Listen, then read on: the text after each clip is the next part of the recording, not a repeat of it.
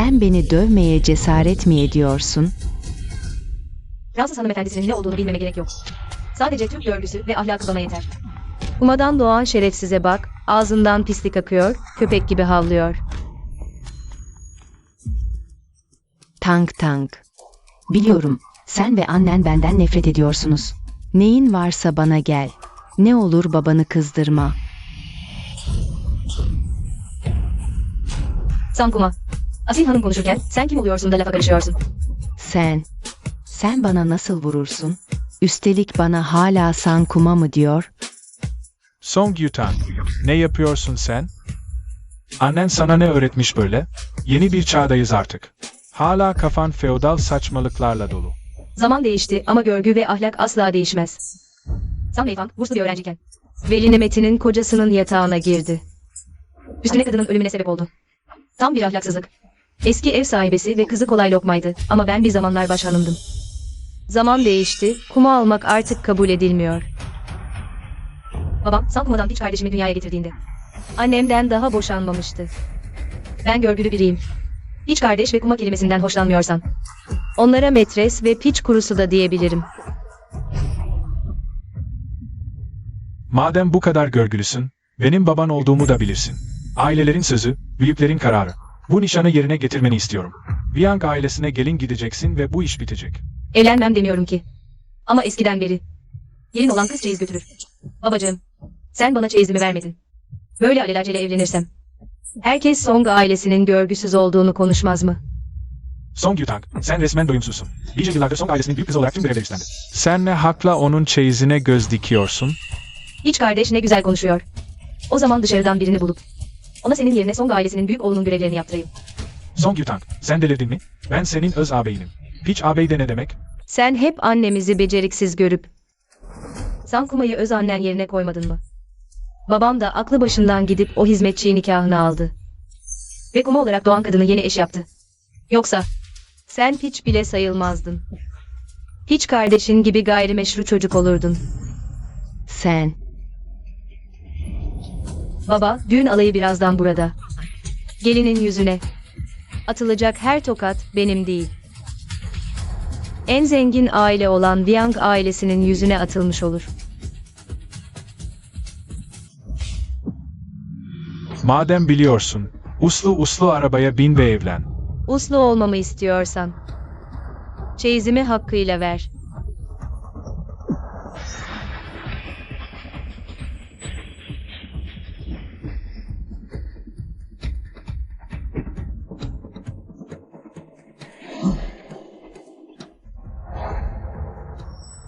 Bir milyon Song Roger'in.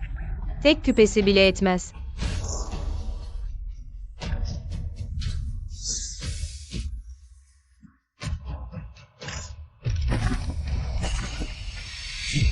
Baba, ben asıl hanımım. Song Yutang, benimle alay etme. Söz dinlemezsen, seni zorla gelin arabasına bağlarım. Nasıl istersen. Ama beni zorla arabaya bağlarsan. Viang ailesinin büyük oğlunu öldürür. Sonra da senin emrinle yaptım derim. Song Yutang taşrada büyüdü. Hiçbir şey görmemiş yabani bir kızın. Bu kadar cüreti nasıl olur? Baba, ben görgülü bir insanım. Mecbur kalmadıkça öyle bir şey yapar mıyım hiç? Asla. Sana düşünmen için 10 saniye.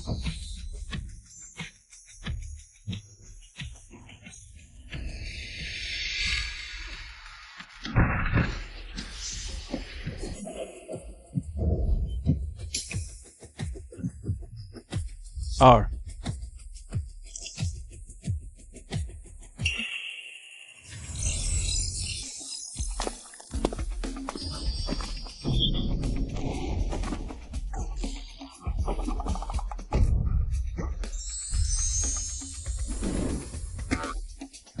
Eski çağdan gelmek iyi, neyin gerçekten değerli olduğunu biliyorum. Siz, babacığım, pek görgülü olmayabilirsiniz. Ama ben neticede terbiyeli bir hanımefendiyim.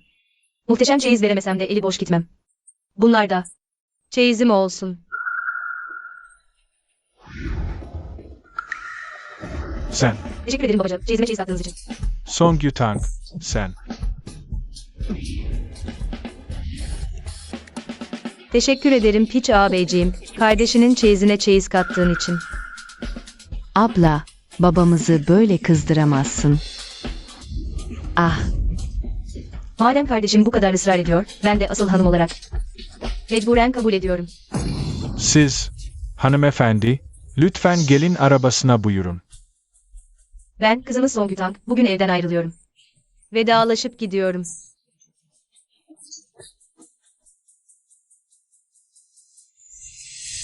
Kumasam, senin kökeninle bu evin kapısından giremezdin. Ama madem babam aklını başından almış, ben de kız olarak fazla bir şey diyemem. Ama her an hatırla. Yerini bil. abla, sen Bianca ailesine gelin gitmekle güzel günler mi göreceğini sanıyorsun? En zengin ailenin gelini. Öyle kolay mı olunur? 10 yıl veliaht eşi olup sonunda taht salonunda tahta oturmuş biri olarak entrikadan korkmam. Herkesten üstün olmak imkansız artık. Ama değişmeyen bir şey var. Parası ve gücü olan yine hükümdar olur. En zengin aileye gelin gitmek. Benim yakalayabileceğim tek fırsat. Kardeşim, sen kendine bak. Sonuçta piç kız asla yüzeye çıkamaz.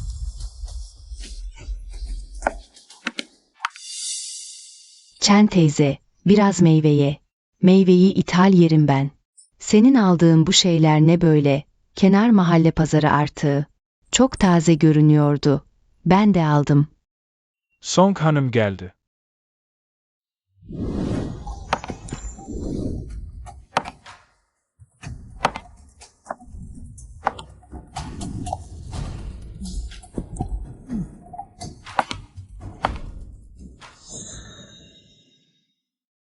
Yutang, yol boyunca çok yoruldun. Araba tuttu mu? Ha doğruya, evde meyve hazırlamıştık. Ne sevdiğini bilmiyorum. O yüzden hepsinden biraz yıkadım. Bu benim kayınvalidem. Peki bu kim? Xiulan, beyefendiye bir bardak su getir. Beyefendinin ilk göz ağrısı Chenrin. Bu da ondan doğan. Hiç oğlu Wang Yingyu. Ve karısı Wu Jiaxia. Ah, güzel. Xiatang geldi galiba. Ha. Yeni gelin ilk kez geliyor. İyi bir izlenim bırakmalı. Sana aldığım yeni kıyafeti neden giymedin? Ha. Ay, gelin ilk gün geliyor. Düzgün bir yemek yapmak lazım. Ben de sabahtan Kuzey pazarına gidip köy tavuğu, köy ördeği aldım. İyi kıyafeti giyip berbat mı edeyim? O zaman pazardan dönünce değiştirseydin ya. Gahyavant, gelin hanım diyor ki. Bu, önceki sahibinin anılarından farklı değil. Kayınpederim, yaşlı beyin öz oğlu. O zamanlar Chenrin evlenmeden hamile kalmıştı. Yaşlı bey, onu rahatlatmak için öz oğlunu köye göndermiş. Taki yaşlı bey böbrek yetmezliğine yakalanana kadar. Ancak o zaman Yangguk geri getirmeyi akıl etti. Sırf böbrek nakli için. Bu ne biçim gürültü? Hiç yakışıyor mu? Gujiang ile Xiulan zaten böyle kaba saba yetişmişler. Onlarla ne diye muhatap oluyorsun? Ama şu Song hanım, daha kapıdan girer girmez büyüklerine selam vermeyi bile bilmiyor. Duydum ki sen küçüklüğünden beri annenle köyde büyümüşsün. Liseyi bile bitirememişsin. Bizim ailemiz görgü kurallarına çok önem verir. Madem bu eve gelin geldin, bundan sonra kurallara uyacaksın. Chen teyze, yeni gelin çok çekingendir. Siz büyüğü olarak bir çocukla bu kadar uğraşmayın lütfen. Xiulan, sen Bianca ailesine döneli 1 yıldan fazla oldu. Nasıl hala zerre kadar görgü öğrenemedin? Madem hatanı anladın, ben de sizi daha fazla zorlamayayım. Siz karı koca. Yeni gelini de alıp Atalar Tapınağı'nda bir gün bir gece diz çökün. O zaman bu meseleyi kapatırım. Yeni gelini tapınakta diz çöktürme ideti mi olurmuş? Biz karı koca gidip diz çökelim. Olmaz mı? Gujiang, biliyorum seni küçüklüğünden beri yetiştiren olmamış. Ama şunu anlamalısın. Her ailenin bir düzeni vardır. Hele bizim Bianca ailesi gibi 100 yıllık asil bir aile için. Sen Bianca ailesinin en büyük oğlusun. En önemli şey de terbiyeli olmandır. Ne hakla vuruyorsun? Beyefendi, bana vurdu. Benim Bianca ailesinin büyük oğlu olduğumu biliyorsun. Onunla konuşuyorum. Sen biliyorsun, biz mecburen konuşuyoruz. Song Yutang, sen kimsin ya? Anneme vurmaya nasıl cüret edersin? Şerefsizin çocuğu, senin hiç konuşma hakkın yok. Saçmalama. Bu senin Chen ninen ve ikinci amcan. Ben sadece Bianca ailesinden kıyma düşeni almak istiyordum. Bu ihtiyarın göz bebeğine bulaşmak istemiyordum. Çevreyi fazla ileri gidiyorsun. Kayınvalidemle kayınpederim de saf insanlar. Eğer sineye çekersem, bundan sonra rahat yüzü göremem. Hep babamın bana yanlış anlatması yüzünden. Bize ninemiz vefat ettikten sonra dedem bir daha evlenmedi demişti. Buraya gelince fark ettim ki bir de yaşlı kuma nine. Ve kumadan doğma bir ikinci amca varmış. Benim hatam, özür dilerim. Song Hanım, ben uluslararası alanda tanınmış bir dansçıyım. Tanınmış biriyim. Nasıl böyle bir lafla beni aşağılarsın? Siz ne ailemizin hizmetçisisiniz, ne de bizimle. Kan bağınız var. Dedemle de resmi nikahınız yok. Size kuma nine demiyorsak ne dememiz gerekir? Dedeciğim, biz küçükler olarak aslında sizi eleştirmek bize düşmez. Ama bunu söylemezsek rezil olan yine Young ailesinin itibarı olur. Siz itibarlı bir insansınız. Nasıl olur da bu yaşta böyle bir konuda akılsızlık edersiniz? Ben mi akılsızlık ediyorum? Eğer bu hanımefendiyi gerçekten seviyorsanız, onu eve gelin olarak alabilir, nikahınızı alabilirsiniz. Ama şu an nikahlı eşiniz değil. Siz dul bir beyefendi olarak, benim gibi bir gencin önünde, onunla böyle samimi görüntü vermeniz hiç yakışık alıyor mu? Neyse ki ben, az çok görgü bilen biriyim. Her şeyi anlamasam bile. Ona saygımdan kuma nine diye hitap ediyorum. Ya modern, lafını esirgemeyen bir genç olsaydı? Yüzüne karşı koca karı, şerefsiz falan deseydi. Ne yapardınız? Bu ailemizin yüzünü lekelemek değil mi? Kun kardeşim ömrü boyunca çalıştı didindi. Şimdi sadece eski dostluk hatırına kimsesiz kalmış. Benim gibi bir dostunu birkaç gün evinde ağırlıyor. Senin bu her sözün iğneleyici, Kun kardeşimin. Yüreğine hançer saplamak değil de ne? Ben bunca yıl okudum, görgü ve ahlak öğrendim. Ama hiçbir beyefendinin kadın dostunun evine gelip parmak salladığını, başkalarının oğlu gelince cezalandırıp bir sürü duymadım. Bu idet oldukça ilginç ama bir Türk ideti gibi değil. Ne zamandır Japon vatandaşlığına geçtin sen? Bugün mutlu günümüz. Kavga etmeyin. Herkes biraz sakin olsun. Gelin ilk kez eve adım atıyor. Diz çökme meselesini geçelim. Ama çay ikramı yine de yapılacak. Ah, Dede, anne, baba buyurun yerlerinize oturun. Anadolu Ajansı. Ben. Ben şu bayan Chen ve Piç ağabeyin kenara çekilmesini rica ediyorum. Kun kardeşim, madem gelinin beni burada istemiyor, ben de Wingyu ve ailesini alıp giderim o zaman. Ben yeni gelin olarak ilk gün büyüklerime saygıya geldim. Sana ne oluyor? Senin mantığına göre. Bu gece kalkıp ayakta bilet alıp Topkapı Sarayı'na gidip birkaç gün kalmalısın. Güvenlik seni kovarsa demek ki seni orada istemiyorlar. Sonra ağla, bağır, kendine at devletin sarayına. Senin üstüne mi geçirtsinler? Rin, sen ve Wingyu önce kenara çekilin. Git hadi.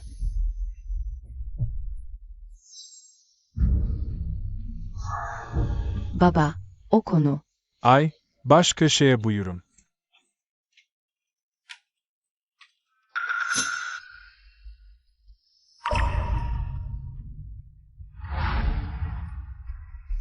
Dedeciğim, çayınız. Bu kıza hep cahil derlerdi ama bu hali. Görgülü birine benziyor. Tıpkı yıllar önce. Viang ailesi çökerken beni alıp tek başına. Koca aileyi ayakta tutan anneme benziyor. Madem Viang kapısından girdin, artık Viang'sın. Rahatça kal. Sana haksızlık edilmez.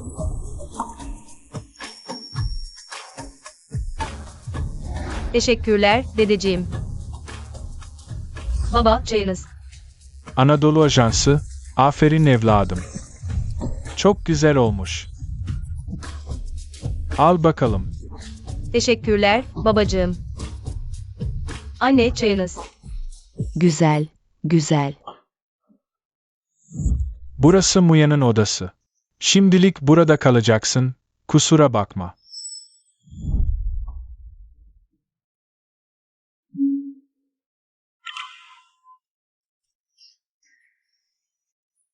Yavrum, gerçekten çok üzgünüm. Bu ihtiyar, ille de şifa olsun diye seni evimize aldırdı. Sana yazık oldu. Bu para, Muyan'a bakman için. Az bir para, lütfen yanlış anlama. Anne, baba, içiniz rahat olsun. Madem bu eve geldim, sonuna kadar Viang ailesinde kalacağım. Peki, tamam, çok iyi. O zaman sen dinlen. Bir ihtiyacın olursa, bize söyle yeter. Aynen, dinlen sen. Hadi gidelim. Demek hangi devirde olursa olsun. Bir kadının iyi yaşaması için. En önemli şey para ve güç. En iyisi bir yolunu bulup Viang Ying'in ailesini tamamen bitirmek. Sonra da bir çocuk doğururum. En zengin ailenin serveti. Tamamen benim olur. Ben ne duydum böyle? Karım liseyi bile bitirmemiş. Runfafa'da 3 yıl balık temizlemiş. Çekingen ve silik sıradan bir kız değil miydi? Bu karanlık kafa ve gözü dönmüş intikam hırsı. Da nereden çıktı şimdi? Yutang, dinlendin mi? Çabuk in, yemek hazır. Zaten kardeşin ve eşi de geldi. Wang Yingyun'un oğlu. Wang Muya'nın piç kardeşi Wang Sinan. Hanımefendi, hemen geliyorum. Tamam.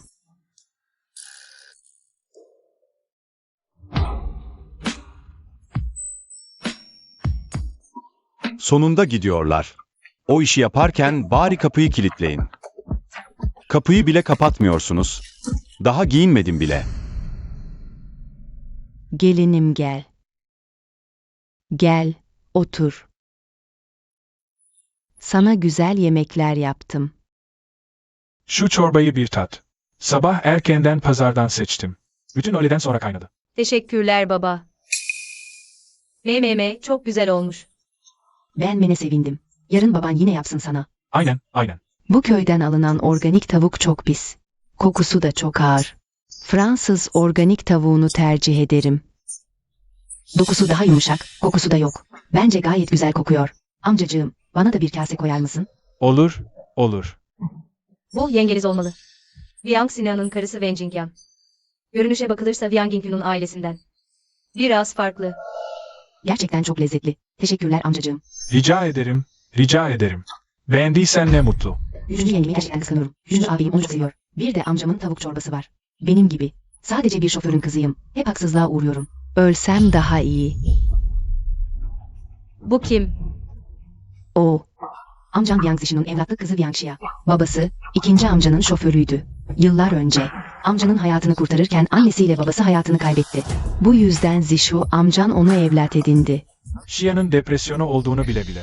Bu kadar hassas olduğunu bile bile onu kışkırtmaya nasıl cesaret edersin? Derhal özür dile. Yoksa sana karşı sert davranmaktan çekinmem. Wingyan, bu senin hatan. Wingyan, bugün aile yemeği. Bunu nasıl yaparsın? Sen yengesin, anlayışlı olmalısın. Bugün Muya'nın eşinin eve ilk geldiği gün. Görümcesine böyle zorbalık yaparsan, yenge olarak nasıl örnek olacaksın? Ne özrü? Sadece bir kase çorba içtim. 3. yengemin beni istemediğini biliyorum. Benim gibi aşağılık birinin. Bianca ailesinde yeri yok. Amcamın yaptığı çorbayı da hak etmiyorum. Ölmem gerekiyor. Beni sevmemeniz de çok normal. Ah, gerçekten mi? Bianca ailesi koca bir aile. Tavuk çorbasını mı saklıyorsun? Gujiang, Xiulan. Siz büyükler, büyük gibi davranmalısınız. Görgü bilmeseniz bile, ayrımcılık yapıp taraf tutamazsınız. Büyük amca ve Song Hanım'ın gözüne batmayalım diye. Xia, Bu yemek benim yeni gelin olarak. İlk gün aile sofrasına oturduğum yemekti. Wang Xia öncülük edip bilerek zorluk çıkardı. Diğerleri de fırsat bilip kayınvalidemle kayınpederimin ailesine yüklendi. Xia'ya nasıl vurursun? Hiç terbiye yok mu sende? Ben, Ağabey, sen aslında bir evlatlığa mı tahammül edemiyorsun? Yoksa bana mı? Tahammülün yoksa söyle. Annemi alır çıkar giderim. Ailecek bu kadar uyumlu oynuyorsunuz. Belli ki bu tarz işleri. Çok yapmışsınız. Ama bu küçük numaraları. Sarayda çok gördüm. Dedeciğim, sen ne dersin? Xia da zavallı çocuk. Küçük yaşta anne babasız kaldı, yıllarca bizim evde. El bebek gül bebek bakılmadı. O yüzden biraz alıngan. Bu da normal. Büyük oğlum, siz ikiniz büyüksünüz, biraz hoşgörülü olun. Bana laf sokuyor. Anlaşılan ihtiyar her şeyi biliyor. Ama görmezden geliyor. Bunca yıllık evlatlık işte. Peki, anladım.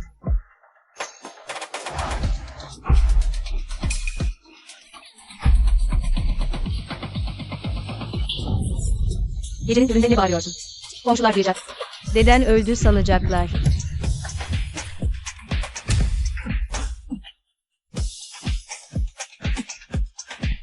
Son Yutan, sen çıldırdın mı? Xia'ya nasıl vurursun? O da bozuk mu? Üstelik yengene adıyla hitap ediyorsun. Bu nedir? Song Yutang, sen, çok ileri gittin. Ne hakla oğluma vuruyorsun? Gerçekten armut dibine düşer derler ya. Yetiştirdiğin 2 çocuğa bak, biri ruh hastası, biri terbiyesiz. Sen de kim haklı kim haksız dinlemeden dayak atıyorsun. Bir de üste çıkıyorsun. Annem, babam ve o yengesi hiçbir şey yapmadı. Ama kadın durduk yere onlara. Onu çekemiyorlar damgası vurdu. Bu tam bir kurban psikolojisi. Zaten aklını kaçırmıştı. İyi ki az önce tokatla kendine getirdim. Yoksa işler çok daha kötüye gidebilirdi. Dede, biliyorum Bayan Song bana tahammül edemiyor. Ama Wang ailesinin işleri seni ilgilendirmez.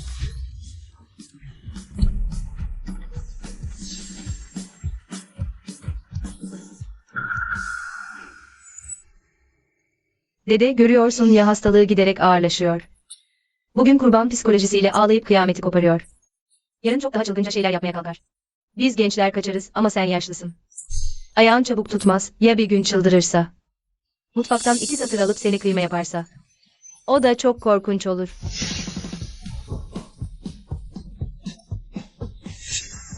Bence Wang Xia'yı şimdi. Akıl hastanesine yatıralım, iyileşince döner. Gitmem, hasta değilim. Gitmem. Hasta değilsin de az önce ne çılgınlığı yaptın. Hasta değilsin de. Herkes sana borçlu sanıyor. Ölüm kalım naraları atıp büyüklerine iftira atıp evin huzurunu kaçırıyorsun. Song Yutang. Yaşlı Kumanine, bu Wang ailesinin işi. Senin gibi bir şırfıntı ilgilendirmez. Kuma olmadığımı söyledim. O zaman sen bir kum olarak ne diye lafa karışıyorsun? Kuma olduğunu varsayıp sana saygıdan yaşlı Kumanine diyorum. Ama haddini bil. Değilim. Bence. Wang Xia'yı yine de. Akıl hastanesine yatırmak en doğrusu. Tedavi masraflarını Wang ailesi karşılar, böylece. Annesinin babasının hakkını da ödemiş oluruz. Seni cahil, bilmediğin işe burnunu sokma. Xia'nınki depresyon. Akıl hastalığıyla ne alakası var? Depresyon çoğunlukla kişinin kendine zarar verir, onun gibi herkesi. Kendine düşman sananlara akıl hastası denir. Sen, Kardeşim. Kendin seç. Ya şimdi uslu uslu yemeğini yiyeceksin. Ya da hemen telefonu açıp seni akıl hastanesine göndereceğim.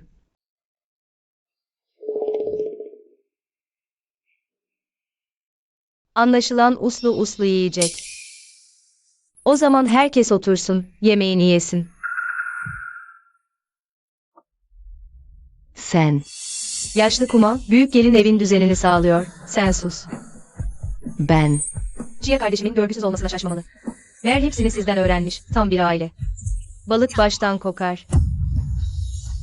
Tahya Wang. Bu yaşlı kumanın yerini masadan kaldır. Gitsin yemeğini hizmetçi odasında yesin. beyim, bu. Kun. Hepsi benim hatam. O çocuğu boş yere kızdırdım. Artık Wang ailesinde bana yer kalmadı. Gideyim bari. Song Yutang, daha gözlerimi kapatmadım. Bu evde söz söyleme sırası ne zamandan beri sende? Utanmaz mısın? Büyük küçük düzeni yok. Her gün kavga gürültü. Bu ne biçim hal? Bence sen tamamen körsün. Düzeni alt üst ediyorsun. Bu sen. Ben düzeni alt üst ediyorum, öyle mi? Gerçekten körlüymüşsün. Cüretkarlığa bak, daha kapıdan gireli bir gün oldu. Bu en zengin ailenin torun gelinliği işte burada bitti. Yutang, babanla biz iyiyiz. Sakın bizim için. Büyük babayı kızdırma. Aynen. Evet.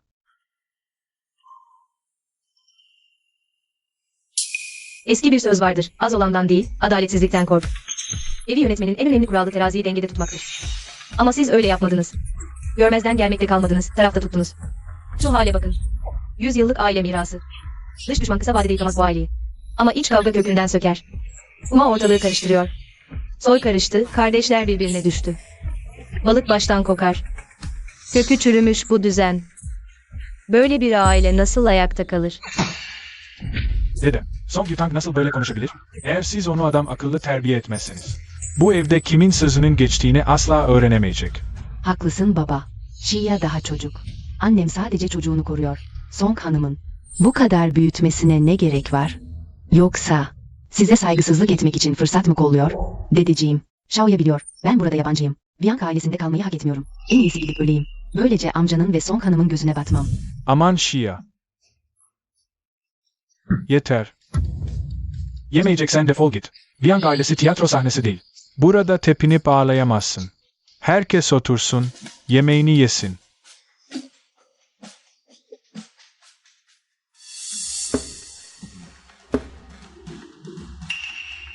Song Yutang, sen benimle gel.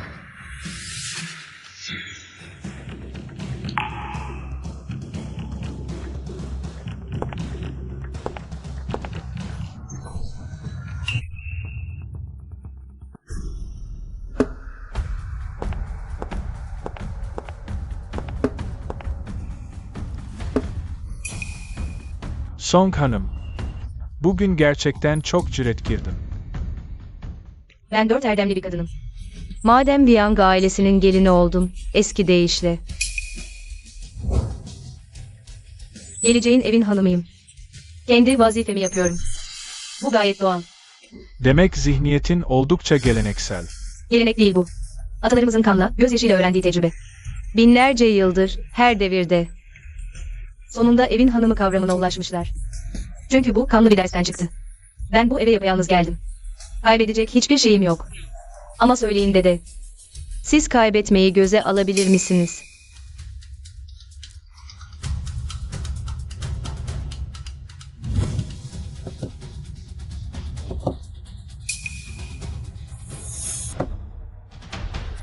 Eğer gerçekten yeteneğin varsa, o zaman senindir.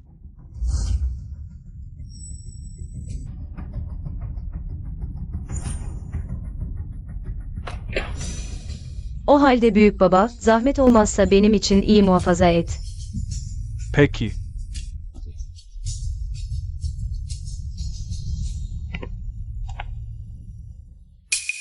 Büyük baba.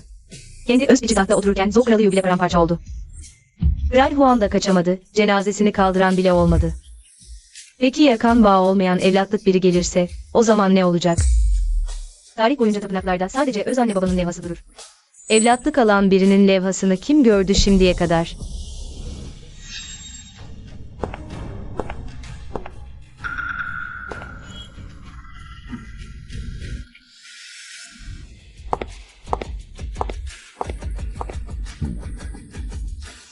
Song Yutang, ne kadar numaran varsa yap. Ben biraz nazlanayım, ihtiyar hemen bana acır. Kunum. Song Hanım'ın lafları çok ağır. Ağzından kuma düşmüyor. Bir kuma diyor, bir daha diyor. Hepsi benim suçum. Senin aşağılanmana ben sebep oldum. Bugünün gençleri arasında Yutang gibi görgülüsü yok. O daha yeni geldi, kuralları bilmiyor. Sen anlayış göster. Kunum, aslında bunca yıldır hep pişmanım. Seni bıraktığım için. Artık ikimiz de yaşlandık. Ne dersin, evlensek mi? Böylece gençliğimizdeki o yarım kalan hesabı da kapatmış oluruz. Ay, Ruin. Şu anki durum gayet iyi. Yani benden sıkıldın mı? İkimiz de yaşlandık, artık ortalığı karıştırmayalım. Böyle sakin sakin birkaç yıl geçirebilirsek, gençliğimizdeki yarım kalanın telafisi olur. Anladım. Boş hayallere kapılmışım. Bu yaştan sonra. Bana hala kuma diyorlar. Ölsem de kurtulsam daha iyi.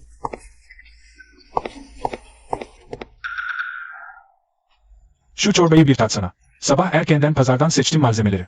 Bütün öğleden sonra kaynattım.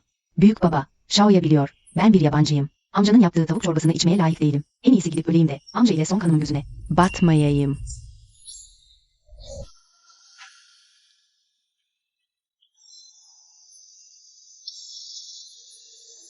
O benim dışımda babama sahip çıkan.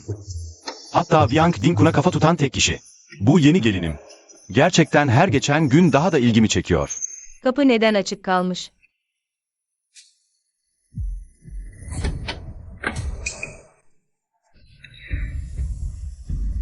Hiçbir aile servetini dışarıdan gelen bir kadına bölüştürmez. Ta ki o kadın onların soyundan bir çocuk doğurana kadar. Demek bu yüzden bitkisel hayattaki bir adamla evlenmeye razı oldu. Hedefi belli, zerre kadar iyi niyeti yok. Eğer gerçekten bir çocuk doğurursa tüm gücü ele geçirmek için. Babayı ortadan kaldırıp çocuğu tek başına kontrol edebilir.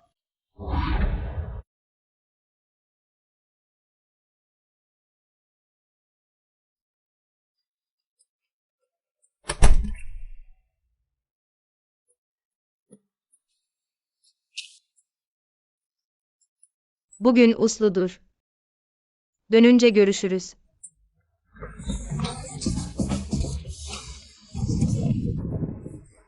Alo.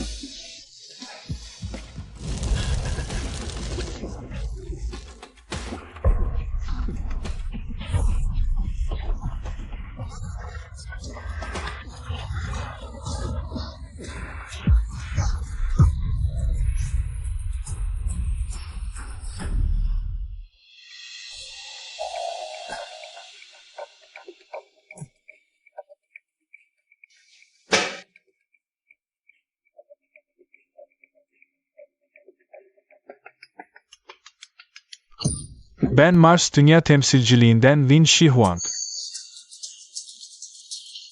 Acil para yolla.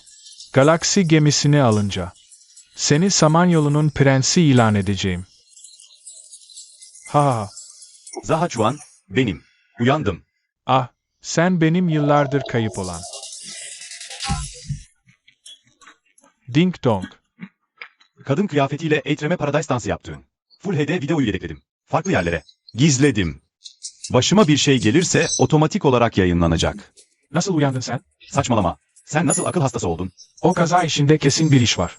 Kamyon şoförü. Son evre kanser hastasıydı. Kazadan bir hafta önce. Kalp nakli ameliyatı olmuş. Karısının hesabına da. Anlaşılmaz bir şekilde. Milyonluk yurt dışı mirası girmiş. Yani şimdi. Viyan şirketi teknolojisine sattığına dair kanıt zinciri tamamen silinmiş. O baba oğul paravan şirketler üzerinden. Yurt dışına para transferi yapmış ama kayıtlarda. En ufak açık yok. Geriye sadece şoför hattı kaldı. Akıl hastası taklidi yapmasaydım. Liang Wingyu'nun kiralık katilinden kurtulamazdım. Yang Wingyu, babam. Aileye geri alınmadan önce bile şirket mal varlığını. Sürekli kaçırıyormuş. Şirin krem başladı. Birleşiyor. Hı. Üstelik ihtiyara da güvenmiyor. Ama şu an biz baba ve oğlun. Elindeki hisseler onunkiyle neredeyse eşit. Yan koldakileri de sayarsak. Fiili hisse oranı. Daha fazlasını ele geçirmek için. Kesinlikle bir hamle yapacaklar. Peki ya sizin sağlığınız ve daha önce? Zaten birer. Henging tarafında durum ne? Sizin daha önce belirlediğiniz stratejiye göre mevcut projeler sırayla ilerliyor. Yazılım tedarik zinciri temelde entegre edildi. Ayrıca Orta Doğu'daki birkaç ülkeyle işbirliği anlaşması yapıldı. Siz, Başkan Liang, vücudunuz. Sorun değil. Vücudumun toparlanması için zamana ihtiyacı var ama. Önemli bir sorun yok. Önceden biz açıktaydık, onlar gizliydi. Ama bugünden itibaren onlar açıkta, biz gizliyiz. Üstelik elimizde Henging gibi bir koz var. Şimdi uyanırsam kesinlikle yılanı deliğinden çıkarırız. Yaşlı adam zaten etraf tutuyor. Yang Wingyu gerçekten hata yapsa bile. Göz yumuyor, görmezden geliyor. O yüzden ben sadece herkesin, Yang Wingyu'nun, Yang ailesinin köküne dokunduğunu görmesini sağlamakla kalmayacağım. Onu öyle bir içeri tıktıracağım ki. Yaşlı adam istese de koruyamayacak. Komadayım. Acilse gizli hattan ulaşın.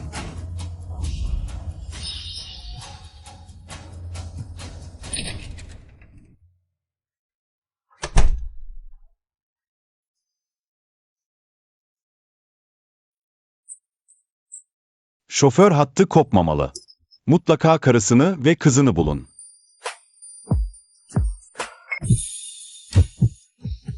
Benim böyle garip. Yeni evli nasıl bir defa? Yemin ederim. Gerçekten bilerek değil. Song Yutang birkaç gündür.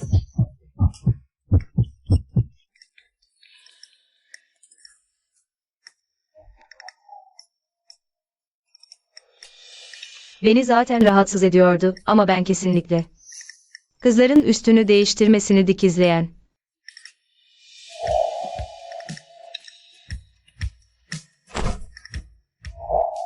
Sapık bir manyak değilim. Kesinlikle değil. Bu yüz neden bu kadar kızarmış? Demek etkisini göstermiş. O zaman iyi, yarın devam. Bu çağda her şey güzel ama şu miras hukuku. Resmi nikahlı eş ve asıl evlatlar için. Gerçekten hiç adil değil. Ne yapıp edip piç ağabeyimi, piç kardeşimi. Gerçekten de daha önce araştırma yaparken. Fotoğraflarda gördüğümüz. O, Song Yutang. Ama tamamen farklı biri. Sıradan bir kız değil. Ne para avcısı ne de basit biri. Adeta bu dünyadan değil. Song Yutang. Peri gibi güzel olsa bile kafasındaki. Çocuğu alıp babayı silme planını değiştirmez. Buna asla izin veremem. Song Vianye denen ihtiyara vasiyet yazdırmak. Kesinlikle imkansız. Yasal açıdan. Onlara hiçbir şey yapamıyorum. Şu an en önemlisi. Önce Yang Uyan'la. Bir çocuk yapmak. Güç, para ve mevki ele geçince. Song ailesini avucumun içine almak çok daha kolay olur.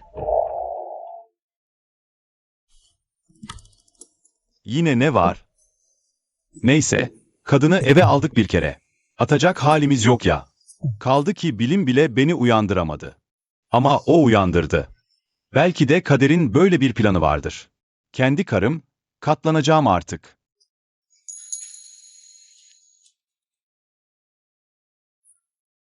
Çek bozduruldu. Ayrıca Rolex. 3.8 milyon. Toplam 13 milyon 800 bin, hepsi bu kartta. O antika eşyalar ve tablolar da ekspertizden geçti ama. Antikacı iyi fiyat vermedi. Ben de hepsini. Müzayede evine gönderdim. Çeyizden toplam 20 milyonun üzerinde çıktı. Biraz az. Eline sağlık. Ne demek görevim? Müzayede önümüzdeki ay. İsterseniz şahsen katılabilirsiniz. Müzayede mi? Evet, o gün Yuncheng'in bütün seçkin aileleri orada olacak. Kendini göstermek için iyi bir fırsat. Hazırlık yap, vaktinde orada olacağım. Peki, Yutang, markete gidiyoruz demedin mi? Beni neden alışveriş merkezine getirdin? Anne, çoktan 2 takım yeni kıyafet almalıydın kendine. Gerek yok kızım. Üzerimdekiler yeterli. İdare eder. Baksana, buradaki kıyafetler çok pahalı. Yürü. Gerçekten gerek yok. Bu kıyafetler, giyince içim yanıyor. Yeni kıyafet istememek değil mesele. Young ailesinde güvende hissetmiyor. Biraz parası olsa bile biriktirmeye korkuyor. Bir şey alsa, pahalı bir kıyafet giyse ailedekiler alay eder. Anne, unutma, sen artık gerçek anlamda Young ailesinin başkanısın. Şimdi de bundan sonra da yavaş yavaş bu koltuğa oturmayı öğrenmelisin. Uyandığında ona daha iyi bakabilirsin. Olmaz.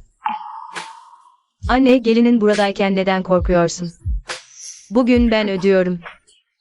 Birkaç güzel parça seçmelisin. Hadi. patron, ihtiyarın yanına yerleştirdiğimiz adamdan haber geldi. Yaşlı hanım, büyük hanım ve eş tarafı AVM'ydi. Bir sorun çıkmış gibi. Kahya adamlarını alıp oraya gitmiş. Siz de gidecek misiniz? Kahya Wang gitmiş zaten. Biraz bekleyelim. Bu arada AVM'nin IP adresini bana gönder.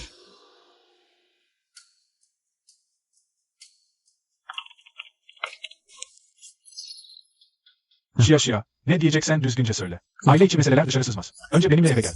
Bir yanlış anlaşılma varsa kapıyı kapatıp kendi aranızda çözün. Madem aile meselesi dışarı sızmaz, senin canım yengen Linno. Neden herkesin önünde konuşabiliyor da? Zihya kendini savunamıyor.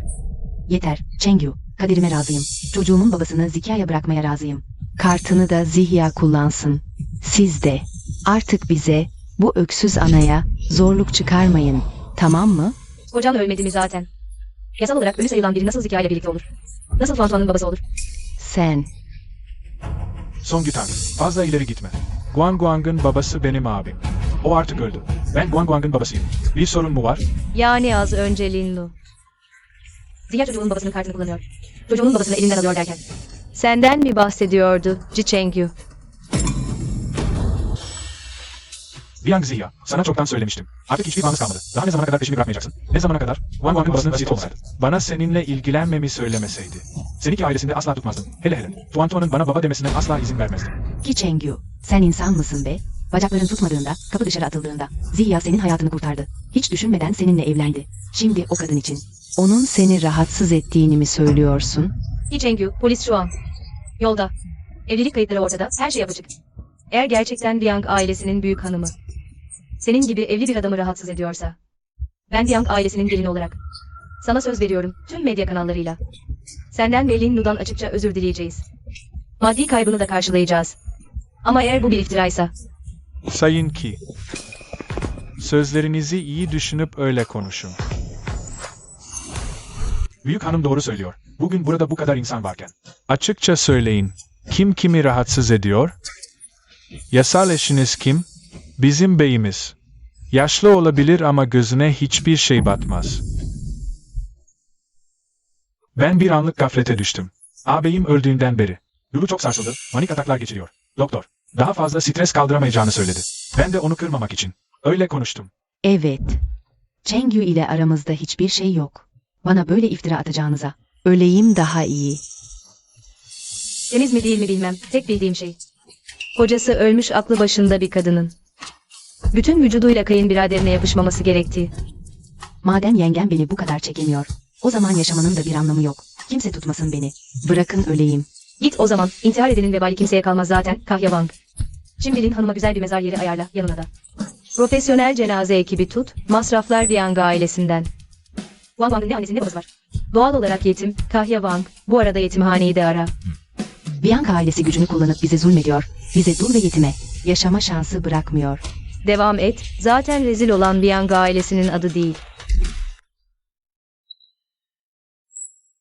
Zihya. Benimle eve dön, hatalı olduğumu biliyorum. Bu akşam. Sana kendi ellerimle yemek yapacağım. Hey, önce şu kart hırsızlığı meselesini açıkla, yenge. Ben böyle mi yapıyorum? Evet, aynen böyle. Kart hırsızlığı falan yok. O kartı sana ben verdim. Yeni yengene hediye al diye. Sen daha ilk iş beni dövdün, çocuğunun babasının. Kartını çaldığımı söyledin. Bu yaptığın için benden özür dileyecek misin? Bunu Cheng Yu kendi ağzıyla söyledi. Bize, bana ve oğluma bakacağını söyledi. Guang'ın öz oğlu olduğunu söyledi. Seni kadın. Adam o kadar yoruluyor. Sen hala dışarıda onun parasını saçıyorsun. Dayak yemen bile az. Tokatla şunu.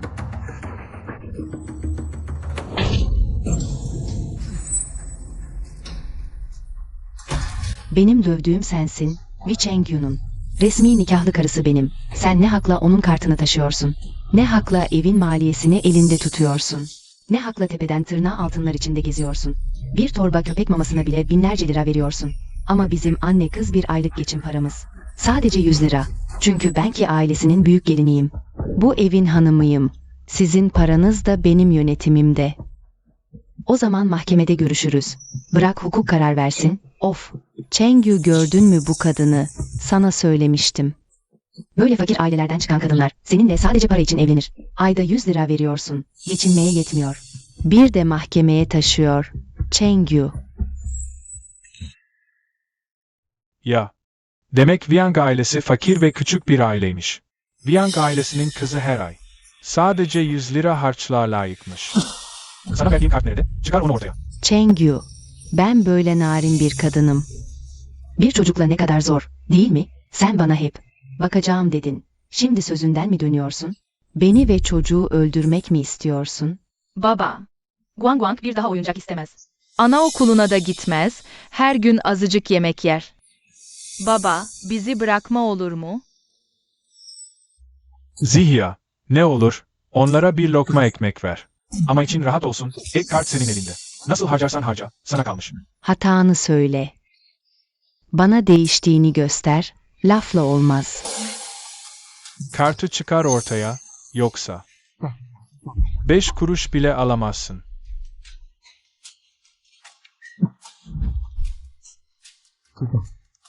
Bundan sonra bu kart sende kalacak, nasıl harcarsan. Sana kalmış. Bir daha harçlık bekleyip o rezil hayatı yaşamayacaksın. Yenge. Sadece bir kart mı yani? Sence Cheng Yu şu an ki ailesinin asıl evladısın. Zihya da senin karın. Bir kartla mı geçiştiriyorsun?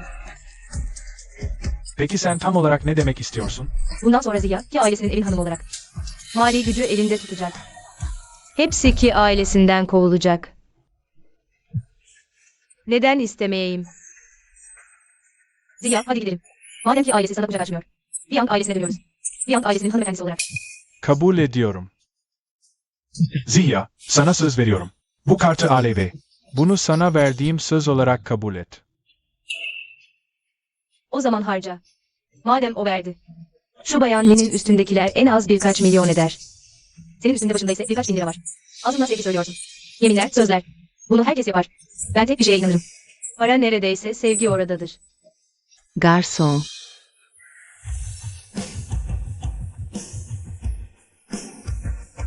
Ondan daha pahalı kıyafetler, çantalar ve takılar. Hepsinden 10'ar tane istiyorum. Hepsinin en pahalısını istiyorum. Yürü.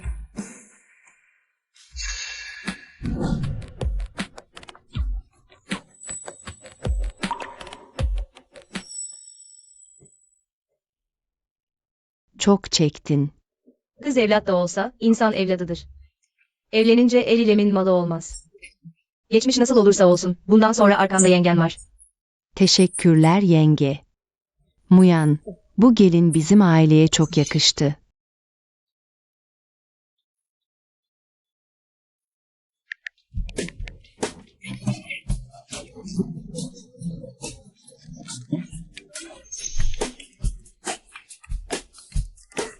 Eşime bir hediye almak istiyorum. Bir önerin var mı? Birkaç gün sonra. Davetli listesinde eşimin adı var. Ne dersin? Eşinin nelerden hoşlandığına bakıp beğendiği şeyi alalım. Olur. Hesabımdan 100 milyon aktar. Ne beğenirse mutlaka ALV'ye. Patron, siz daha birbirinizi görmediniz bile. Bir 100 milyon gerçekten az. O zaman 300 milyon olsun. 300 milyon ha? Başka sorun var mı? Patronun bir kadına hediye alması. Parayla mı ölçülür? Niyet önemli.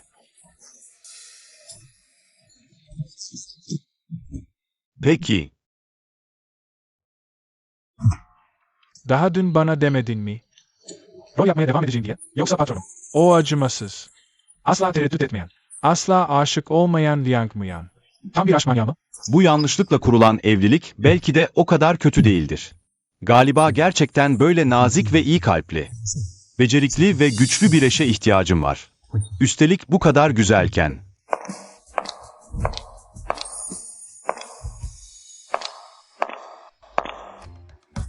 Yutang, Ai. Böyle giyinince gerçekten harika görünüyorsun. Hey, nereye gidiyorsun? Müzayedeye gidiyorum. İşim bitince dönerim. Tamam, git o zaman. Dur, bir saniye bekle. Kart. Yutang, duyduğuma göre bu müzayedede her şey çok pahalıymış. Bu parayı ALV beğendiğin bir şey görürsen ALV. Aynen. Benim güzel kızım, saraya girdikten sonra ben sana bakamam. Al, idare et. Her şey dikkatli ol, tamam mı? Anladım, aklımda. Anne, kızım mutlaka yükselecek. Yutang, ben sadece huzurlu olmanı istiyorum. Anne, baba, ben sadece gidip bakacağım. Görgümü artıracağım. Bir şey almayı düşünmüyorum. Al hadi. Belki beğendiğin bir şey olur. Ben gerçekten sadece... Yenge. Kartı geri alsan iyi olur. O cüzi harçlığınla. Temizlik görevlisine bahşiş bile veremezsin.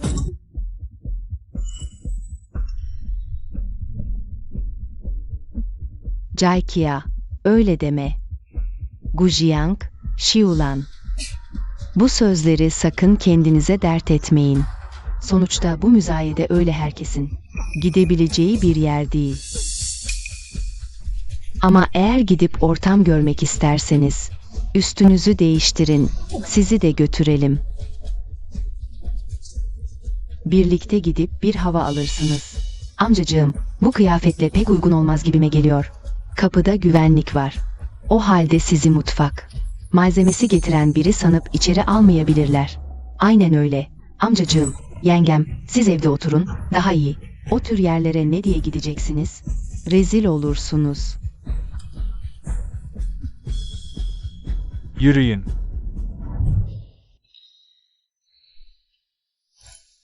Siz de mi müzayedeye gidiyorsunuz? Boş durmaktansa gidip şöyle bir bakalım dedik. Beğendiğimiz bir iki parçayı alırız. Anne, baba, gidip üstünüzü değiştirin. Ben de sizi gezdireyim, hava alın. Yenge, kusura bakma ama sen çocukluğundan beri köyde büyümüşsün. Müzayede ne demek bilir misin sen? Müzayedenin kapısının ne tarafta olduğunu bilir misin? Burası market sanma. Öyle her isteyen giremez. Kahya Wang, Buyurun, büyük hanım. yaşlı kumayı ve Şia hanımı odalarına götür. Bugünkü müzayedeye katılmayacaklar. Ne? Song Yutang, ne demek istiyorsun sen? Kuma kumadır, ondan doğan çocuk da sahneye çıkamaz. Aldığı karısı da öyle. Evlat edindiği kız bile sivri dilli, kötü niyetli biri çıktı. Evde asıl hanımefendiye ve beyefendiye karşı saygısızca konuşuyor. Ben de görmezden geliyordum. Ama aile ayıbı dışarı sızmaz. Bugünden itibaren evde oturup düşüneceksin. Liang ailesinin adına. Hiçbir önemli etkinliğe katılmayacaksın. Song Yutang, sen ne hakla? Yutang, bu ne biçim laf? Biz de Liang ailesindeniz. Neden? Resmi davetlere katılamayalım. Ayrıca müzayedeye gitmemize zaten Büyük Bey izin verdi. Seni hava almaya gönderdi, rezil olasın diye değil. Ne o Kuma Hanım Atatürk'üne dönüp diz mi çökmek istiyor? Song Yutang, sen ne hakla benimle? Böyle konuşuyorsun. Büyük Bey seni seviyor diye. İnsanı ezemezsin. Ben asıl varisin karısı ve geleceğin evin hanımı olduğum için. Kahya Wang, bu kadını odasına götür. Dedem sorarsa her şeyi olduğu gibi anlat. Song Yutang, sanma ki Büyük Bey'in aklını çeldin diye her istediğini yapabilirsin. Bu evde. Söz senin değil. Anne, baba, neden bu kadar erken öldünüz? Elin eline baktım. Hep ezildim. Meğer yengem beni böyle ezecekmiş. Ölsem daha iyi. Bıçak nerede? Damarlarımı keseceğim. Kendime zarar vereceğim. Ne bu gürültü? Nihayet geldin. Sana 50 yıl hizmet ettim. Gözüm hiçbir zaman malda mülkte olmadı. Ama bu yaşta küçük bir kızın beni böyle aşağılamasına dayanamam. Viang ailesinde artık bana yer yok. Dede, Yaya çok kötü hissediyor. Yaya nefes alamıyor baba. Beni böyle bırakamazsın. Yıllar önce şeytana uyup çocukları değiştirmeseydik. Gojang'ın iyi kalpliliği ve dürüstlüğüyle. Bu ev huzurlu olurdu. Asla böyle. Karma karışık ve kavga dolu olmazdı.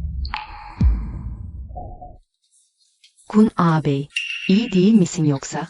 O zaman hemen git dinlen. Müzayedeye gitmiyorum. Hemen mutfağa gidip sana şifalı çorba yapayım. Doktor, gelişi güzel şifalı çorba içemeyeceğimi söyledi. Gujiang ve Xiulan. Bana asla ne yemek istediğimi, neyi sevdiğimi sormasalar da. Her şeyi hazırlayıp önüme getiriyorlar. Öz evlat olmayınca. Gönül birliği de olmuyormuş demek. Kıpırdama. İştahım yok. Gujiang, Xiulan. Madem Yutang gitmenizi istiyor. Siz de onunla gidin. Dedem her şeyi görüyor. Anne, baba, sizi götürüp birkaç takı ve kıyafet seçeyim. Sizi götürüp dünya görün. Ben gitmesem daha iyi. Ocakta hala çorba kaynıyor. Ha ha ha, doğru. Ben de olmaz. Düşünsene müzayede. Zenginlerin ve soyluların yeri. Ben cam ile elması bile ayırt edemem. Gidip seni rezil etmekten korkarım. İşte tam da hiç görmedikleri için çıkıp dünya görmeliler. Madem buraya geldiniz, artık Viang ailesinin hayatına alışmalısınız. Ben varken hiçbir şeyden korkmayın. Tamam, hadi çabuk gidin.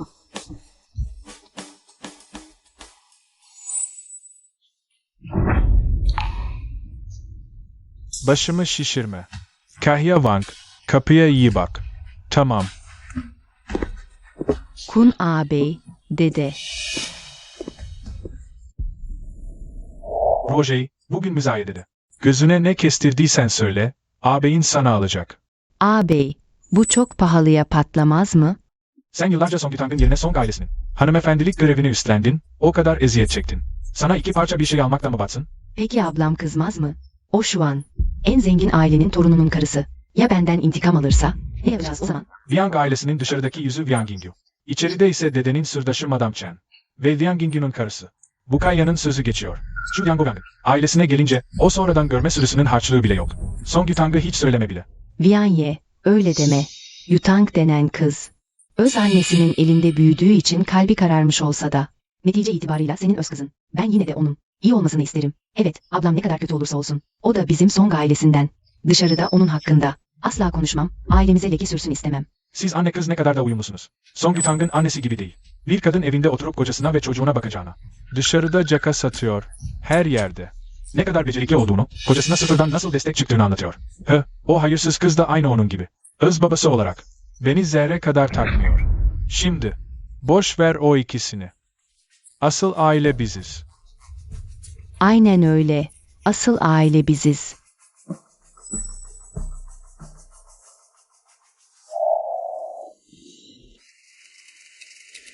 Viang Hanım geldi.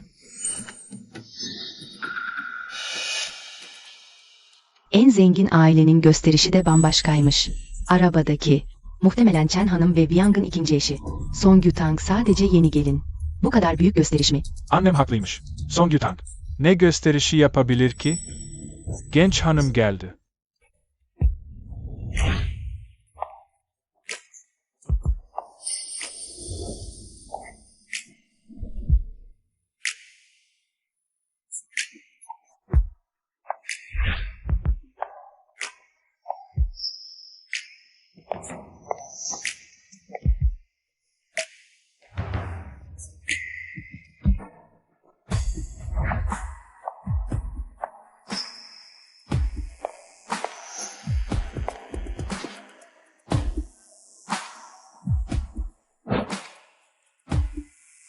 Kimi kandırıyor?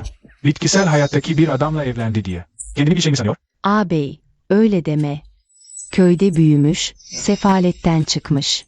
5 kuruşa. İhtiyar bekarlara yüz verdiği söylenir. Para için. Bitkisel hayattaki biriyle evlenmesi. Çok normal.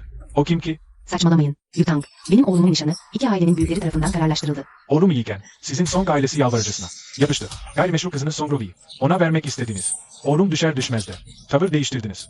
Birden bu iş Yutang'ın nişanıymış gibi. Onu evlendirdiniz. Şimdi Yutang evlendi diye. Herkes ona çamur atmaya çalışıyor. Bu nasıl bir kötülük?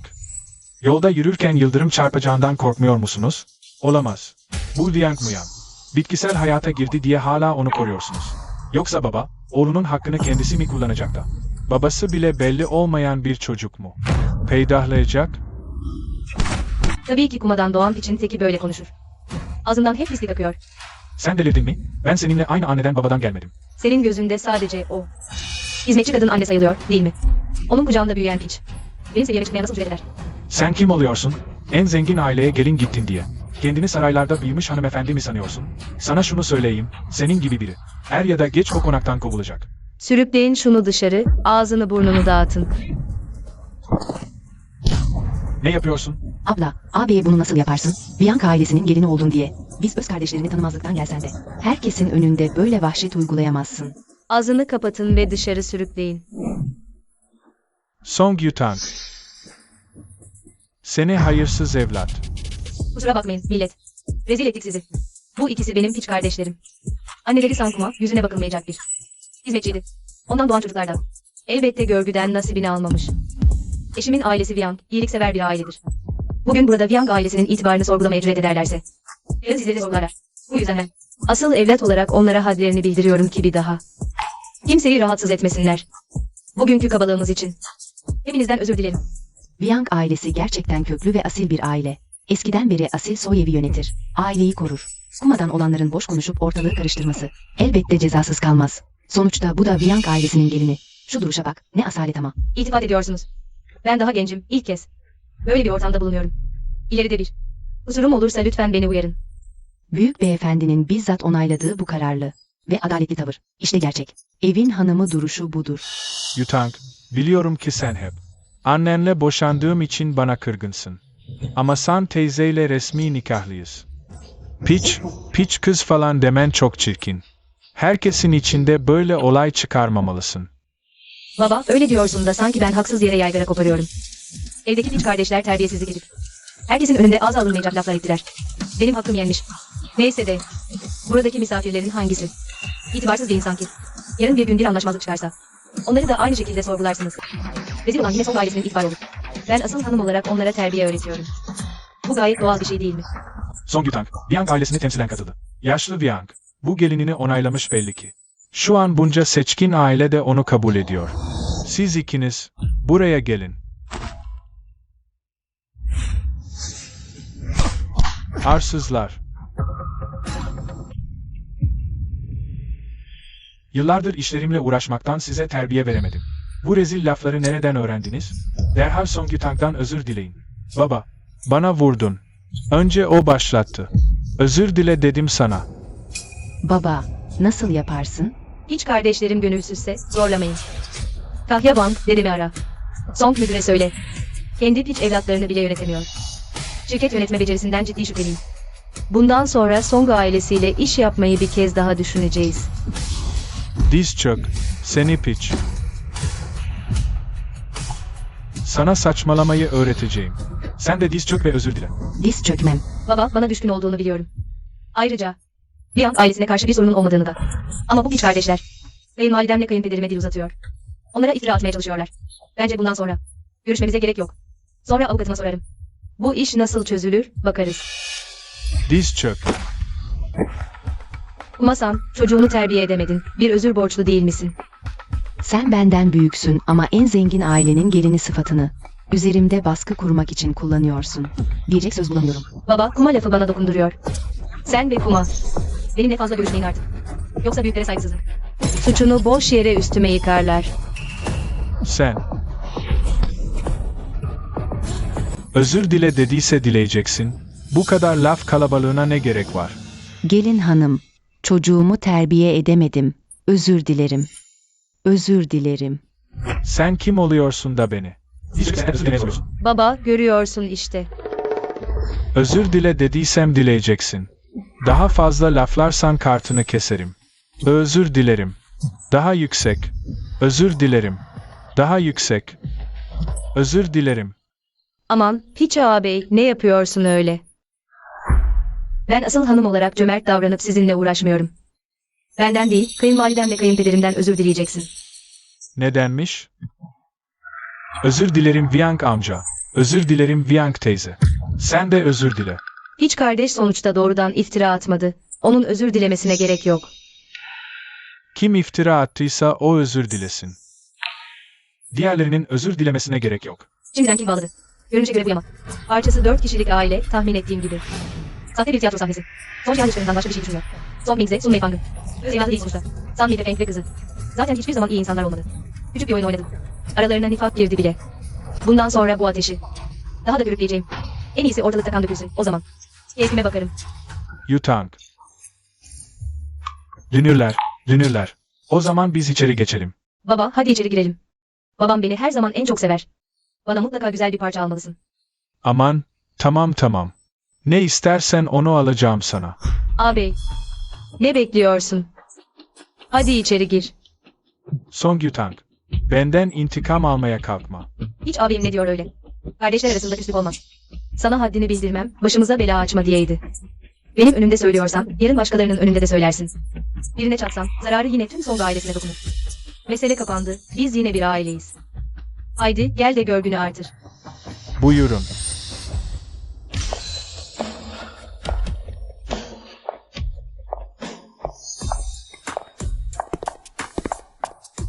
Siz herhalde Viang ailesinin büyük gelinisiniz. Gelin hanım teşrif etmiş, bugünkü müzayede. Sizinle şeref buldu. Bu babam. Bu da abim. Bizim işimiz otel zinciri. İleride bir fırsat olursa bize yol gösterin. Song Bey, genç Song Bey, hürmetler, hürmetler. Buyurun, içeri buyurun. Baba, ne bekliyorsun? Gel, benimle locaya geç. Tamam. Loca mı var? O locada kimler oturuyor? Sen bir kumasın. Bir de piç kız, oraya sokulmaya nasıl cüret edersin? Duysalar. Song ailesi milletin yüzüne vuruyor sanırlar. İkiniz gidin, salonda oturun. Ağabey. Sen Song ailesinin tek erkek evladısın. Bu koca miras. Bir gün sana kalacak. Locaya geçip görgünü artıracağına. Çevre edineceğine, onlarla ne işin var? İleride iş dünyasında boy göstereceksin. İnsan içine çıkacaksın. Millet seni. Onlarla birlikte görürse küçüğün. Sonra nasıl yüzün tutar da insan içine çıkarsın? Song Yutang, nasıl konuşuyorsun sen? Ben yine de senin büyüğün sayılırım. Hizmetçilikten gelme bir kuma, kendini gerçekten. Düzgün bir büyük sanıyor. Abim, asil soydan gelen bir beyefendi. Senin baştan çıkarmanla kendi seviyesini düşürdü, hiç durumuna düştü. Sen de kendini temiz sanıyorsun. Buyurun, içeri geçelim. Dünürler, önce siz buyurun. Kocacığım.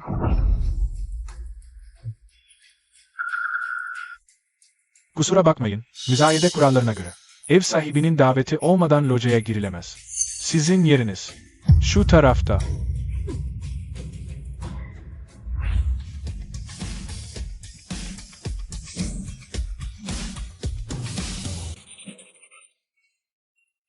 Çok iyi iş çıkardın.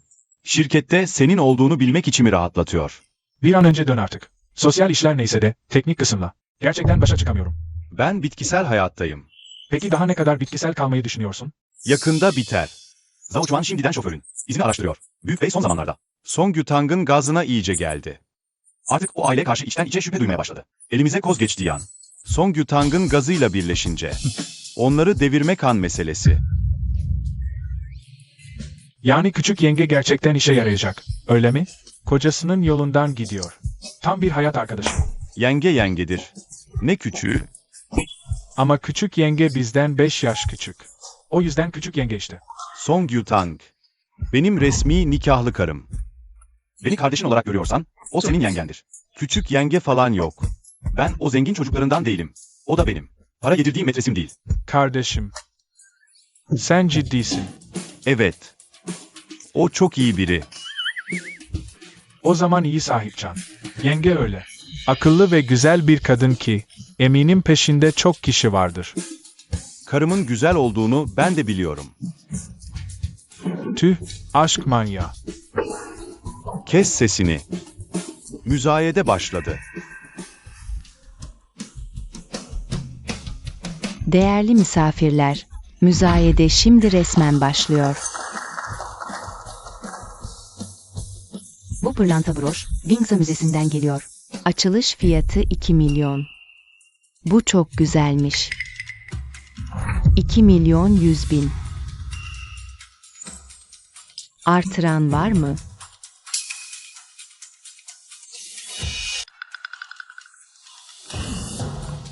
$2 milyon 100 bin, birinci.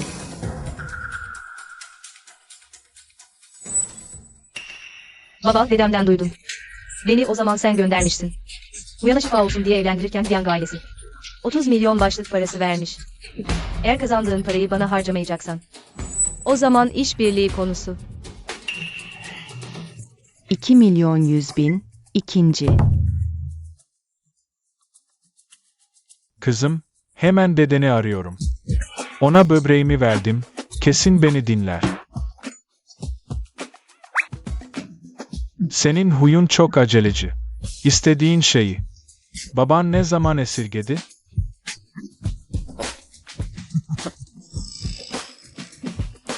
Yine de en çok babam sever beni. Öyleyse buyur. 2 milyon 100 bin, üçüncü. 3 milyon.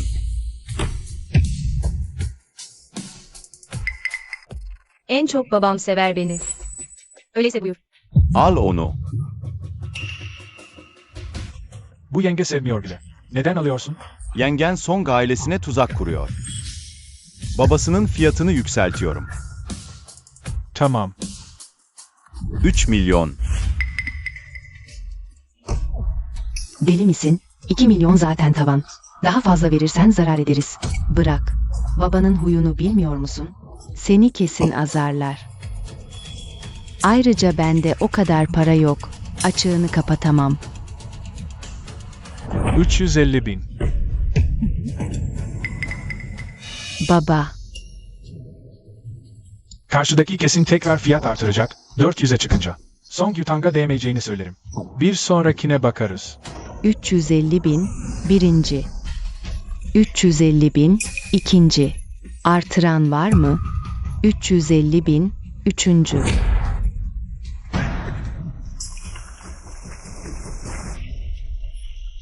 Ona 50 binlik pay bırakmıştım. Hiç atlamadı. Yoksa bana mı yardım ediyor?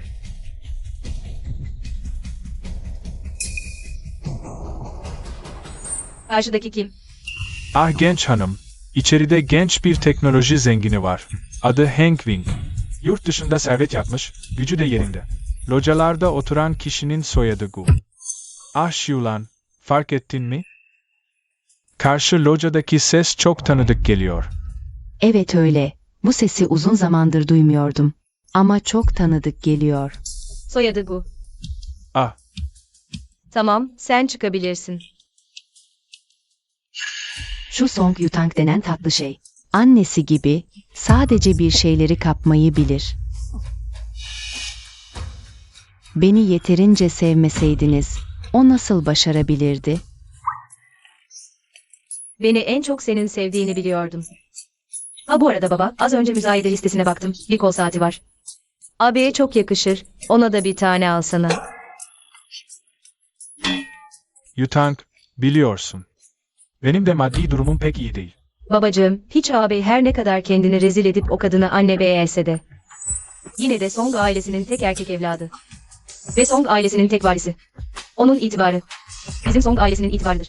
Kaldı ki dışarıya karşı. Hala genç Song müdür. Bir statü sembolü olmazsa millet. Song ailesi iflas etti sanır. Dedenin ara, anlaşmayı iptal etsin. Peki. Satıyorum.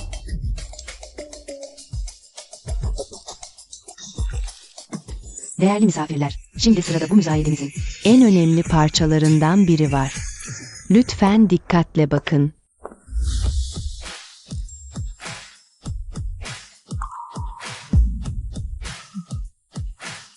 Açılış fiyatı.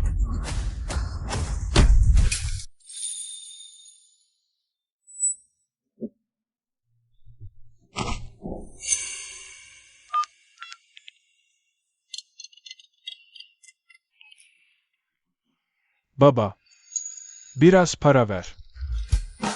Ne kadar? 200 bin.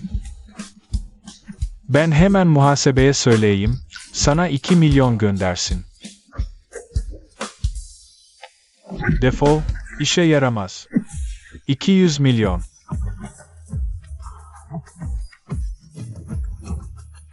Tahsilat, 20 milyon.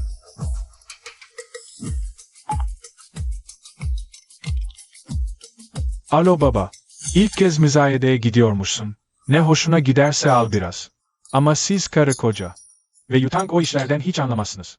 Öylesine takılın işte. Ah, sağ ol baba.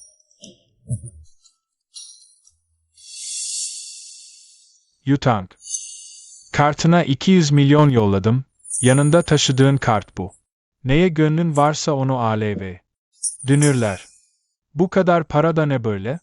Ona çatır çatır harcasın diye verdik. Ah, böyle iyi bir gelin tabii ki el üstünde tutulur. Ayrıca Yutang akıllıdır. Hesabını kitabını da bilir.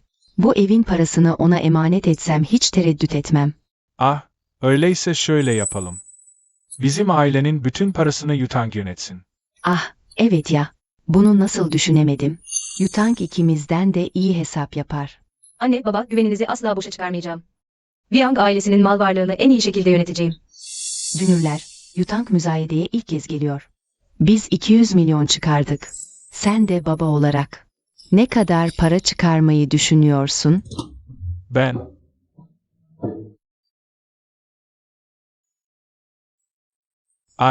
Ben bir tuvalete gideyim, dünürcüğüm.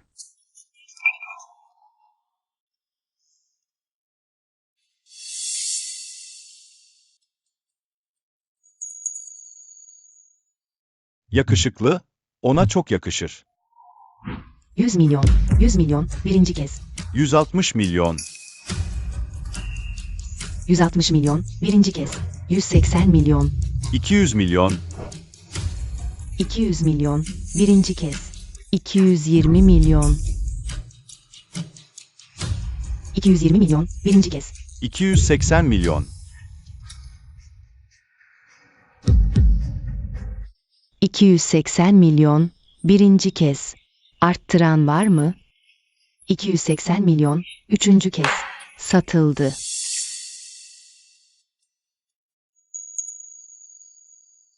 Bu locada oturan da kim ki? Bu kadar güçlü olacak ne var elinde? Nasıl oluyor da Viang ailesinin locasındakinden bile daha güçlü görünüyor? Karşıdaki şu Baygu, karısını gerçekten çok seviyormuş. Bu kadar pahalı bir kolyeye kıyabiliyor. Yazık benim kocam.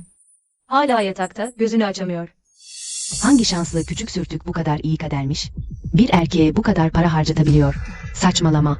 O kolyeyi alabilen insanı karşımıza alamayız. Şu Song Yutang denen sürtük. Viang ailesine gelin geldi diye kendini bir şey mi sanıyor?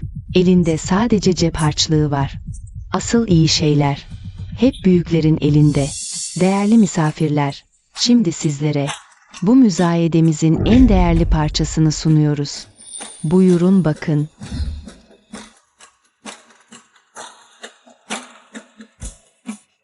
Bu da ne böyle? Başyapıt dedikleri bu mu? Eski bir el yazması gibi duruyor. Ama başyapıt olacak kadar da değil gibi.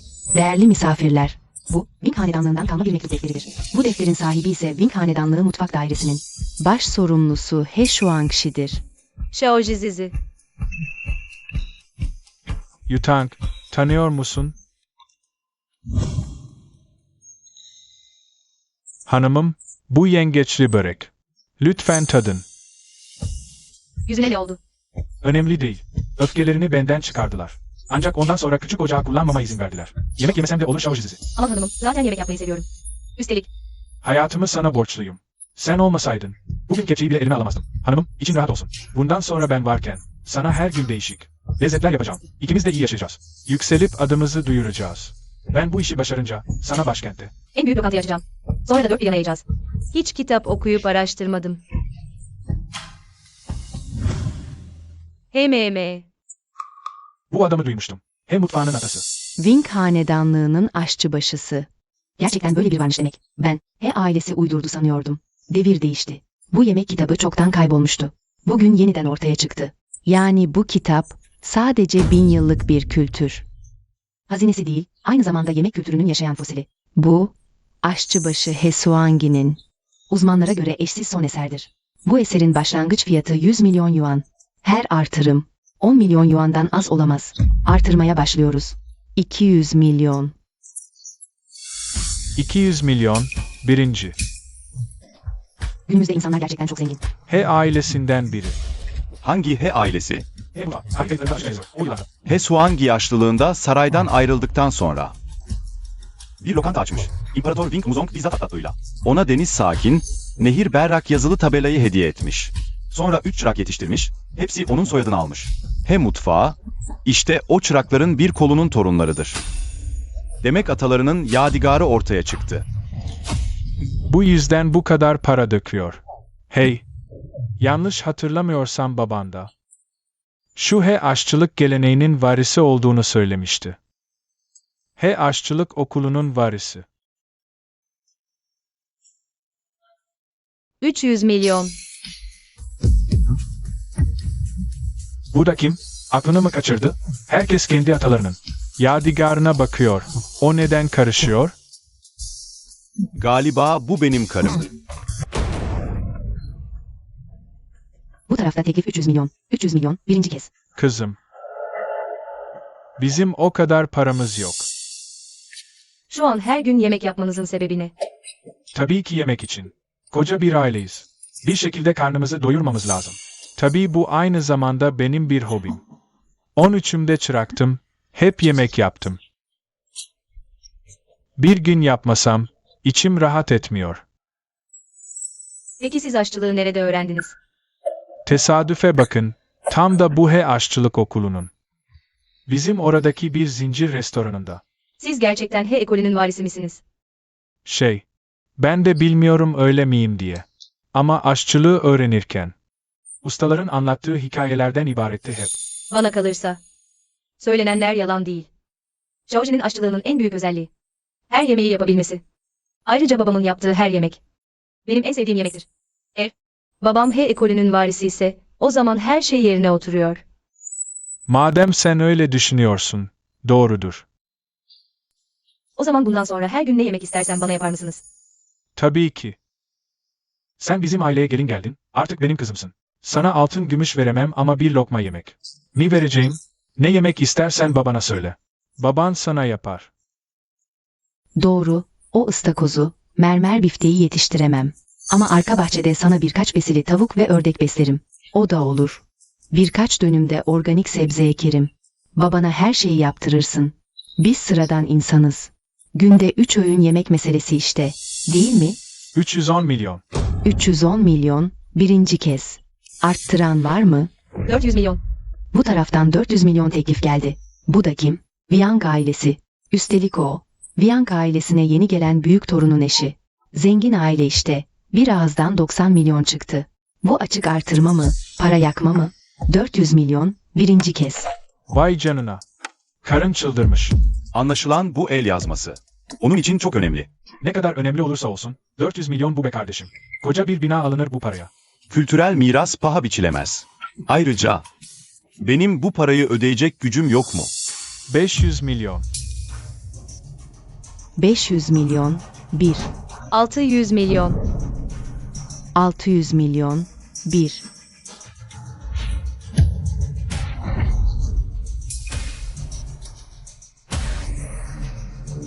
700 milyon, 1.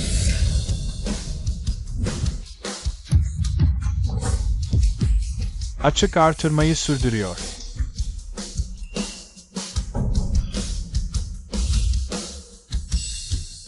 Açık artırmayı sürdürüyor.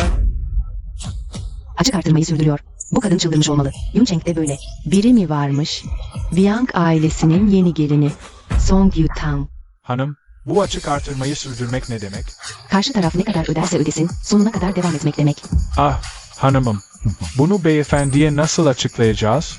Üstelik karşı taraf bizimle ölümüne kapışırsa. Merak etme.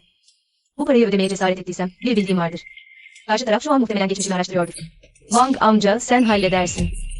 Kimliğimi ve geçmişimi dışarı sızdır. Kızım, bu işi fazla abartmadık mı? Baba merak etme. Çok yakında paramız olacak. Sen de çok yakında. Somut olmayan kültürel miras taşıyıcısı olacaksın. Ben. Zhao Chuan, benim için bir kontrol et. Elimdeki nakit ne kadar kaldı? Dur, sen çıldırdın mı? Gerçekten bu kadınla. Oynamaya devam mı edeceksin? Karım ne yaptığını bilir. Durduk yere. Böyle bir şey yapmaz. İçinde bir hesap vardır mutlaka. Oğlum, sen yine de para mı topluyorsun? Arkasını toplayamayacaksam böyle bir adamın. Bana ne faydası var? Senin bu aşk manyaklığın iflah olmaz artık. Yutang aşçı değil ki. Yemek tarifini ne yapacak? Babam için hazırlamıştır bence. Baban mı? Az önce sen sormadın mı bana? Sana söylemedim mi? Babam He ailesinin mirasçısı. Babam eve geri getirilmeden önce Ki lokantasını açmıştı. İşleri fena değildi. Eli de iyiydi ama gece gündüz çalışmak çok yoruyordu. sonra böbrek nakli olunca. Vücudu eskisi gibi değil artık. Yutang bu kadar düşünmüşken oğlu olarak. Ben nasıl elimi kolumu bağlayıp oturayım? Anlaşılan yengem gerçekten iyi bir kadın. Görgülü, erdemli, tam bir hanımefendi. Tamam, aynen öyle. 1 milyar bir kez arttıran var mı? Başkan, Viang ailesinin locası. Viang Holding'in yeme içmeyle hiçbir işi yok.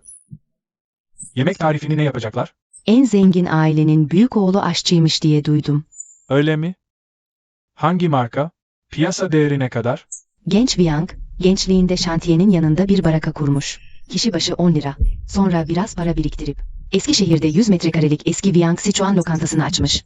Kişi başı 30 lira. Yuncheng'de Viang ailesiyle ipleri koparmanın anlamı yok. Madem karşı taraf aşçıymış. Şimdilik bırakalım. Açık artırma bitsin, sonra konuşuruz. 1 milyar 2 kez arttıran var mı?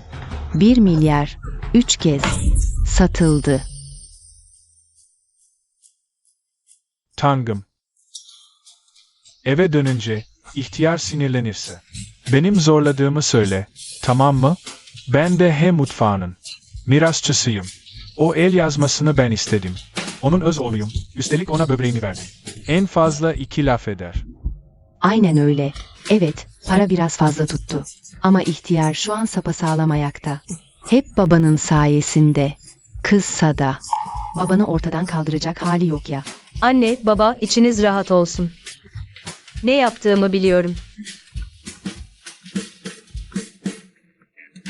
Fener yakmak mı? Sana bu yetkiyi kim verdi? 10 milyar verip köyüne bir el yazması almak da ne demek? Bak söylüyorum. Viang ailesi bu işe 5 kuruş karışmaz. Madem feneri yakacak kadar cesurdun. Parasını da kendin bulacaksın. Dede, bu müzayede onların gözünde. Ben en zengin ailenin geliniyim. Bugün o feneri yakan Song Yutang değil. En zengin ailenin gelini. Bu hesabı ödemek istemiyorsan ödeme. Ben rezil olmaya alışığımda asıl merak ettiğim. Senin yüzün kaldırır mı? Baba, benim hayatım boyunca tek tutkum var. Yemek yapmak. Şimdi böbreğim de gitti. Restoran da açamam. Sadece bir yemek kitabı alıp incelemek istedim. Eğer gerçekten almayacaksan, böbreğimi geri ver, ben de döneyim. Restoran açıp evimi geçindireyim. Bizi gerçekten yüzüstü bırakmaz değil mi? Bırakmaz. Kahya Wang, sana onlara göz kulak ol dedim. Ne yaptın sen? Tamam, açıklama yapma. Onlara kalan ödemeyi Viang ailesinin karşılayacağını söyle. Beyefendi, kalanı Viang ailesi ödeyecek dedi.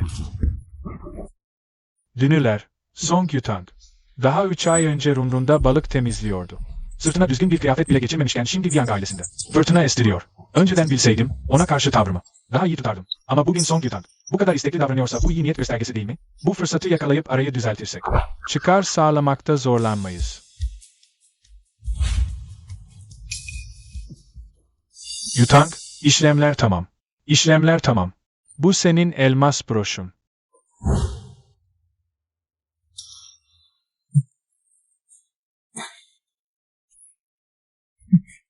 Gel, annen takayım. Şu. Bu saat. Sağ ol. Abim de çok şık duruyor. Kızım. Baba, bugün broş için teşekkür ederim.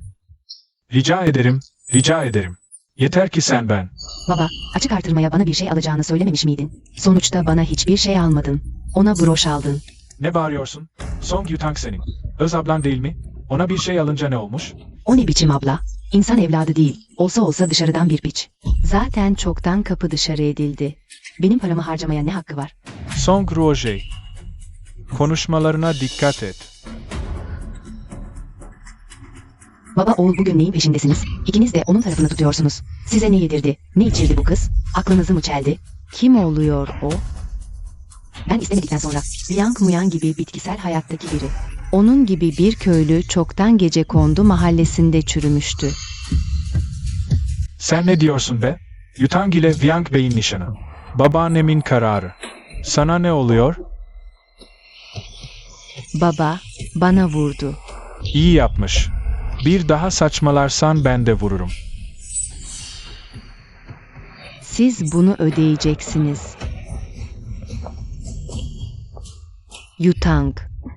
Kardeşin küçük, bir şey bilmiyor. Evde ona bağırman, vurman, ezmen. Biz anne kız sineye çektik. Ama bu kadar insanın önünde bari. Babana bir saygın olsun. Biliyorum, benim konumum böyle ortamlara uygun değil. Ama bu ailede emeğim var, çilem var. Ne olursa olsun, bu kadar insanın önünde olmaz ki. Geri çekilip saldırıyor. Bu numarayı çok gördüm. Ama böylesini, suçlamayı dilinden düşürmeyip bir de zayıf rolü oynamak. Üstelik bu kadar yapmacık olanı gerçekten az bulunur. Senin bu seviyenle bizi maşa yapmaya mı çalışıyorsun?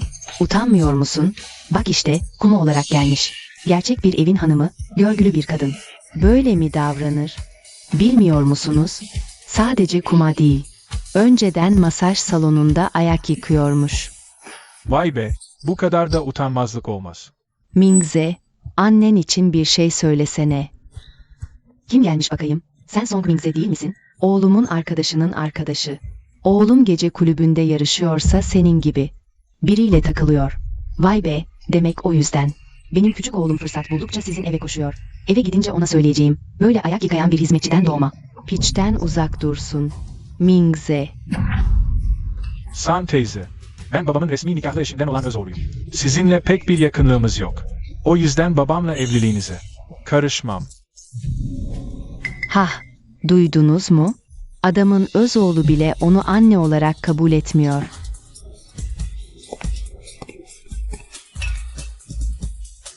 Hanımlar, az önceki olay keyfinizi kaçırmıştır. Özür dilerim. Abi, açıklığa kavuşturmam gerekiyor. Abim de ben de babamın resmi nikahlı eşinden doğan çocuklarıyız. Sadece abim görgülü biri, San teyzeye hep saygı gösterir. O yüzden dışarıdan bakanlar aralarındaki samimiyeti yanlış anlıyor. Song Hanım, biliyoruz. Geçen kokteylde bu ikisine denk geldik. Anne diye sesleniyordu. Öz annesi sandık, meğer kuma yeni eş olmuş. Onu 9 ay karnında taşıyan anneyi tanımıyor da kumayı anne belledi. Annesini inkar edip kumayı baş tacı eden biri hiç utanmıyor mu? Ben önden gideyim. Ama, Yutang, baban önden çıkıyor. Bir dahaki sefere seni bizzat ağırlarım.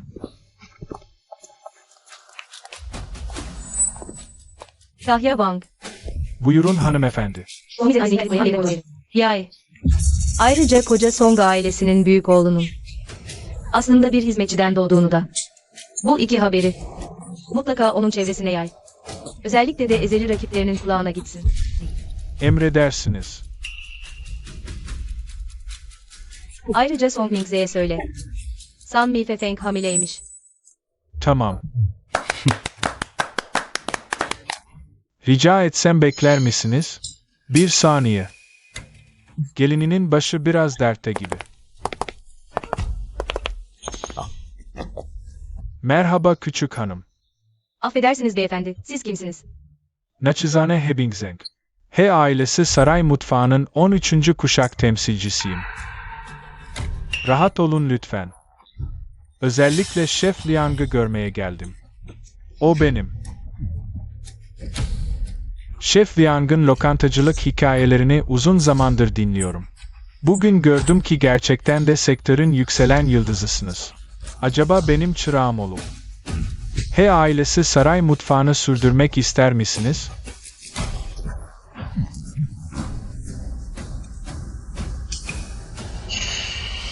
Yaşlı bey, çok iyi hesap yapıyorsunuz. Hanımefendi, bununla ne demek istiyorsunuz? Babam size hoca olarak bağlanırsa 1 milyar sizin cebinize girer. El yazmaları bir yana. En zengin ailenin büyük oğlunun ustası olmanın. Bedavaya gelen faydaları saymakla bitmez. Havadan öğrenci deyip bedavaya nam ve kar. Hesabınız gerçekten fazla ince. Aman hanımefendi, abartıyorsunuz. Baş aşçı Wang Shuan. Henüz He ailesinin varisi değil, el yazmaları eline geçse bile işe yaramaz. Ama benim çırağım olursa, artık bizden biri olur. Sizce ona bilgilerimi saklar mıyım? Babamın He saray mutfağının asil varisi olmadığını kim söyledi? Ne demek bu?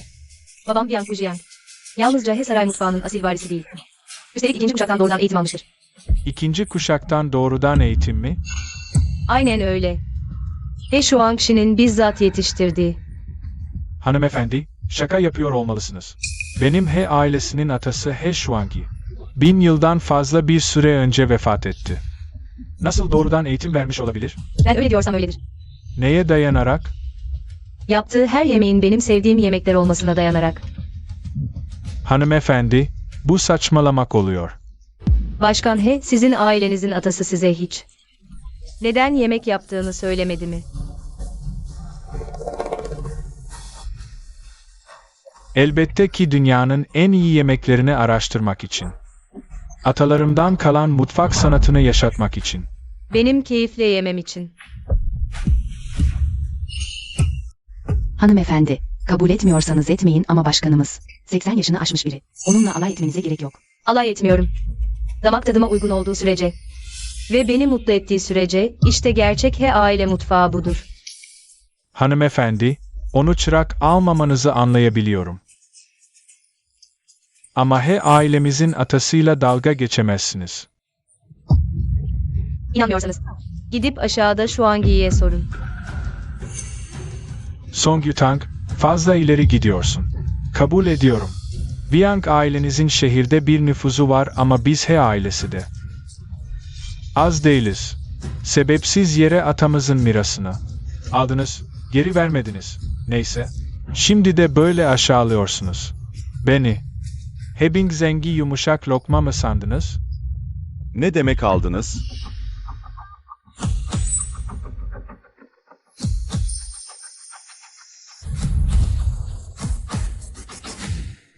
Bu şeyler gerçek altın ve gümüşle satın alındı. Senin mantığına göre açık artırmada fiyat veren herkes Her şeyin sahibi mi oluyor? Sen de kimsin? Kim olduğumu bilmene gerek yok. Soyadımın Gu olduğunu bil yeter. Localarda oturan kişinin soyadı Gu. O mu? Bu, benimle Şef Wiang arasındaki bir mesele. Sizin Gu ailenizle bir ilgisi yok. Bugün karışıyorum işte. Ne yapacaksın? Sen, Burada onca insan var. Bu el yazmasını Wiang ailesi aldı. İsterse götürüp çöpe atsın. Seni hiç ilgilendirmez. pekala, dediğin doğru olabilir. Ama şimdi para verip satın almak istiyorum. Bu da mı yanlış? 1 trilyon. Bu bey, şaka yapıyorsunuz. Sayın He, babam da bir aşçı. Bu el yazmasını aldım. Özel bir amacı var. Ayrıca kültürel miras. Ve manevi değeri paha biçilemez. İyi niyetinizi boşa çıkarmak zorundayım. Hala gitmiyor musun?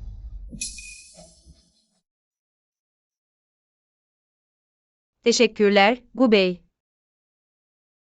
Hanım. Sence de biraz tanıdık gelmiyor mu? Evet, bir yerden tanıyormuşum gibi. Üstelik, sesi de tanıdık. Song Hanım, işim var. Ben kalkayım. Olmaz. Baktıkça daha da tanıdık geliyor. Gujiang, git bir bak. Merhaba. Yanlış görmüş olmalıyım. Neyse. Muyan nasıl birdenbire ayağa kalkıp yürür hale gelsin ki? Tamam, geliyorum. Büyükanne, amca, yenge, kardeşler, iyi akşamlar. Diz çök. Ne suç işledim ki? Neden diz çökeyim? Baba, kızım genç, acemi. Hepsi benim suçum. Baba, ne yaptığımı biliyorum. Yutang, müzayedede olanları. Hepimiz duyduk. Dışarıda burnundan kıl aldırmıyorsun. İnsanlar Viang ailesi hakkında konuşuyor. Yine akıllanmamışsın. Sen bir dansöz kumasın. Kim o biz? Song Yutang, çıldırdın mı sen? Sana o feneri yakma cesaretini kim verdi? İnatçı biri çıksaydı. Viang ailesini batırmak mı istiyorsun? Üstelik hatanı kabul etmek yerine anneme vurmaya cüret ediyorsun. Canım istedi, yaktım. Senin gibi bir piçten hesap mı soracağım? Ayrıca, kendi evimde bir yabancıya vurmak benim hakkım. Yine de müzayedede fener yakamazsın. Ben genç bir gelinim. Erdemli ve ahlaklı. Geleneksel bir kadınım. Evin reisi görevini yapmasaydı. Bir baba görevini yapmasaydı, müzayedede ben mi? Ortaya çıkardım. Seni ben mi gönderdim? Bir de suçu başkasına atıyorsun. Dede, size tek bir soru soracağım. Küçüklükten bugüne. Hiç amcaya ne kadar para harcadınız? Babama. Ne kadar harcadınız? Bu. Konuyu değiştirme. Siz hesaplamıyorsanız. O zaman ben hesaplıyım. Küçüklüğünden beri hiç amcam en pahalı özel anaokuluna gitti. Her şeyi öğrendi, sonra da yurt dışına okumaya gönderildi. Villada yaşadı, lüks arabalara bindi. Hepsi Viang ailesinin parası. Ne olmuş yani? Her aile çocuğunu böyle yetiştirmez mi? Böyle büyütmez mi? Peki ya babam? O hiç çocuk olmadı mı? Daha küçücükken yetimhanenin kapısına bırakılmış. İlkokul 2. sınıfta okulu bırakmış. 10 yaşlarında bir çocuk. Çöp toplayıp gündelik işlerde çalışmış, karnını zor doyurmuş. Zor bela bir lokantada usta bulup mutfak öğrenmeye başlamış. Yıllarca emrinde köle gibi çalışmış. Ancak ondan sonra ocağa çıkıp yemek yapma hakkı kazanmış. Hiç amcan milyarlık düğün yaptı, döner dönmez holding patronu oldu. Ya babam? Annemle evlenirken doğru düzgün yeni bir kıyafeti bile yoktu. Onlar dönmeden önce piç amcanın bir günlük masrafı annemle babamın bir yıllık gelirine denkti. Yeter, kes artık.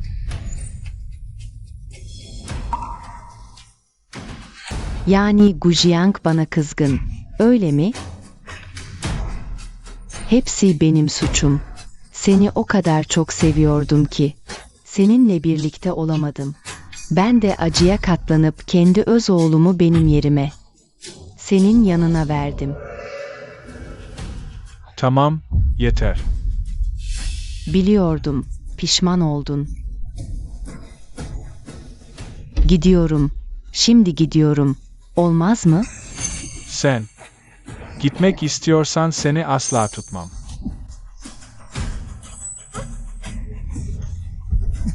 Anne.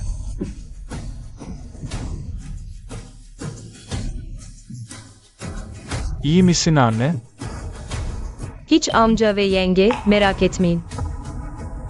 Bir iğne alıp 2 kez batıracağım. Çin tıbbı işte. Ben yapayım, ben yapayım. İğnem var, iğnem var. Elim çok hassastır. Batırır batırmaz hemen ayılır.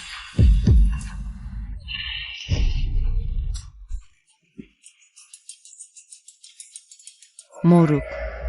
Kuma Hanım'ın o hallerini gördün mü? Karşı sokaktaki masaj salonundaki kızlara çok benziyordu. Güzel güzel ama yaşı biraz geçkin. Biraz tuhaf değil miydi? Saçmalama. Konuyu değiştirme, fener meselesinden bahsediyoruz. Eşyaları içeri getir.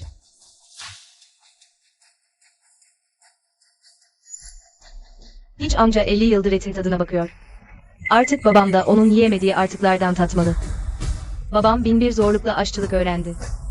Sonra dedeme böbreğini verdiği için şimdi o küçük lokantayı bile işletemiyor. Ben bu aşçılık ustası tariflerini aldım. Ona saray aşçısı mirasçısı unvanını kazandırdım. Sırf bir gün bizi kapı dışarı edersen diye. Dışarıda kalırsak babam yine eski mesleğine dönsün. Ve hepimizi geçindirsin diye. Sence bu aşırı mı? Kabul etmiyorum. Sen ne kadar eğitim parası harcadın, şirkette ne kadar hata yapa. Bugünlere geldin. Bu fener parası da babamın eğitim masrafı sayılsın.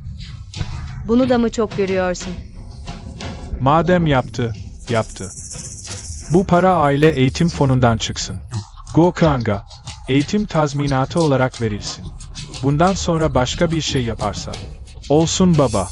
Ağabeyim ilkokulu bile bitiremedi. Ne yapabilir ki? Vingyu, sen 50 yıldır et yiyorsun. Kardeşine de senin yiyemediğin artıklardan tattırmayacak mısın? Toplantı bitmiştir. Hepsi bu kadar mı? Daha ne yapmamı istiyorsun? Büyük baba. Kabul ediyorum. Kendi başıma gökyüzü feneri yakma kararı almam yanlıştı. Ama neden yaktığımı bana sormadınız bile. Song Yutang, bunadın mı sen? Amcaya bir güvence verilmesi gerektiğini söyleyen sen değil miydin? Benim param olmadığı için bu para aile bütçesinden çıkacaktı. Paran yoksa ne diye fener yakıyorsun? Aklını mı kaçırdın? İyi soru. Peki ben neden parasız kaldım? Lafı dolandırma.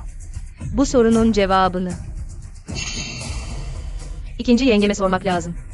Hocam Uyan, iş görüşmesine giderken trafik kazası geçirdi. İş kanununa göre bu bir iş kazası sayılır. Sayılmasa bile Liang ailesinin sağlık fonu olması gerekmiyor mu? Ama neden kocam yoğun bakımda yatarken? Ölüm kalım savaşı verirken en zor zamanımızda hesaptan para çıkmadı. Sonunda kayınvalidem kendi ailesinin parasını avans olarak ödemek zorunda kaldı. Kayınvalidem sizinle konuştu. Sizin cevabınız şuydu. Hesapta bir sorun oldu, para çekilemiyor. Ama avans ödenen para geri verilecek. Sadece onay süreci gerekiyor. Koca yarım yıl geçti. Onay süreci ne durumda? Yutang, biliyorum köyde. Yokluk içinde büyümüşsün ama bu her cümlenin başında sonunda. Para demen anlamına gelmez. Bilmeyen de seni ailemize. Para ve lüks için gelin geldin sanır. Kayınpederimin bir böbreği alındı. Ömür boyu ilaç kullanmak zorunda. Eve ekmek getirecek durumu yok. Kayınvalidem de sürekli ona bakmak zorunda. Dolayısıyla aile bütçesine katkı sağlayamıyor. Hocam Liang ise Liang ailesi için canını dişine taktı. Şu an ölüm kalım savaşı veriyor. Eğer yengem mutlaka bizim hakkımızda konuşacaksa konuşsun. Ama biz bu ailecek. Yaşlı, hasta, sakat, kadın ve çocuk gerçekten çaresiz kaldık. Yengemden ricam, lütuf gösterip bize bir çıkış yolu göstermesidir. Song Yutang, Oyangoyan, dedeme bir böbrek verdi diye. Ne olmuş yani? Bütün dünyayı. Sanki size borçluymuş gibi gösterme. Yutang, eskiler ne der bilir misin? İyilik yap, karşılık bekleme. Kaldı ki ağabeyin kendi öz babasına böbrek verdi. Bunu sürekli diline dolamak, iyiliği koz olarak kullanmaktır. Nankörlükten başka bir şey değil. Sen, Hiç amca, siz her ne kadar sadece bir piç olsanız da. Liang ailesinin size harcadığı onca para. Göbeğin karnına mı gitti? Sizden adam olmaz. İt soyu ittir, huylu huyundan vazgeçmez. Ama vefa bilmek, insan olmanın en temel ahlak ve namus borcudur. Liang ailesi hayırsever bir ailedir. Hiç alakasız birine bile el uzatır. Kaldı ki iyilik edene. Büyük gelin konuşuyor, oturmakta ne oluyor? Kalk ayağa. Neden tam 6 aydır avans edilen hastane masrafları? Hala hesaplanıp kapatılmadı. Sen bu vakfın başındaki adam olarak ne iş yapıyorsun? Ya bilerek para sıkıştırıyorsun ya da beceriksizsin. Ev sahibi olarak adil ve dürüst davranamıyorsan. Bu hala düzeltilebilir. Ama maliyeyi bile yönetemiyorsan bu evi yönetmeye ne hakkın var? Cevap ver. Yutang, yeter. Size daha sıra gelmedi. Önce iç düzeni sağla, sonra dışarıyla uğraş. Şu evin haline bak, ne hale gelmiş. Sen evin reisi olarak nasıl böyle bir yönetici seçtin? Ahlaksız yetmezmiş gibi bir de beceriksiz. Ahlaksız ve beceriksiz. Bunlar bir ailenin çöküşünün başlangıcıdır. Fazla gürültücüsün. Beni gürültücü buluyorsun ha. Bu aile kökten çürümüş olmasa başımıza bunca iş gelir miydi?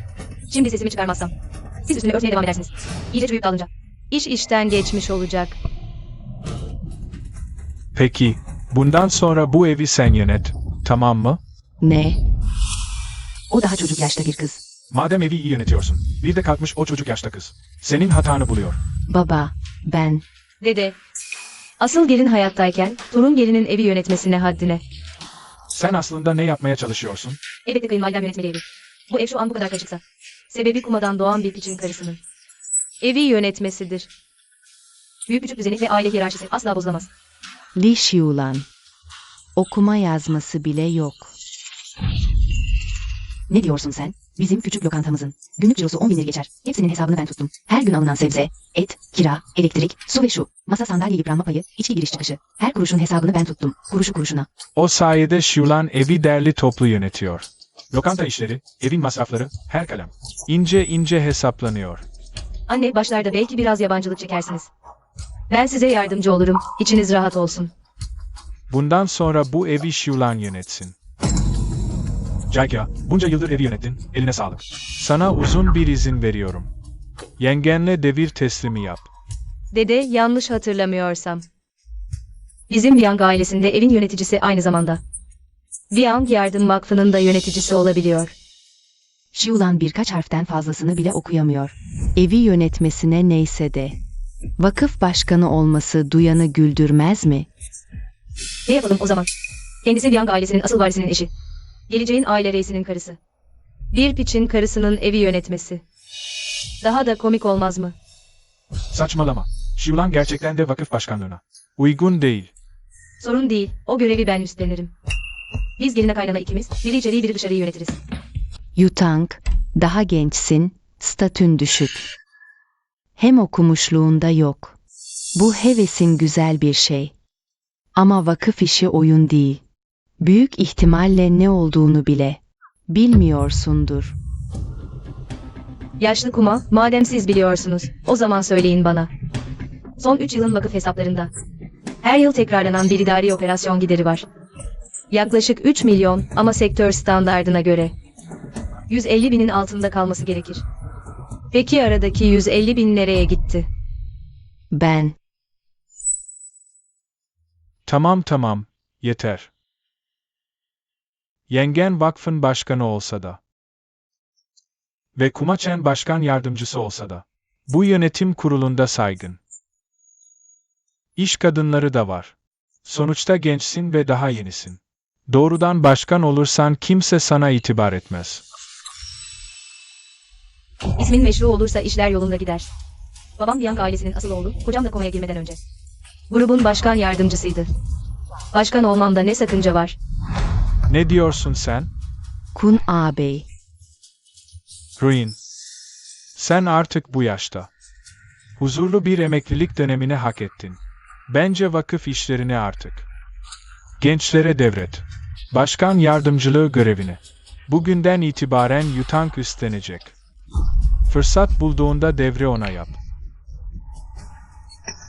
Aman, Rahatsızsan bir süre. Bakım evinde kal. Kun ağabey. Seninle birlikteyken hiçbir zaman maddi şeylerin peşinde olmadım. Şimdi sağlığın bozukken. Tek istediğim sana bakmak.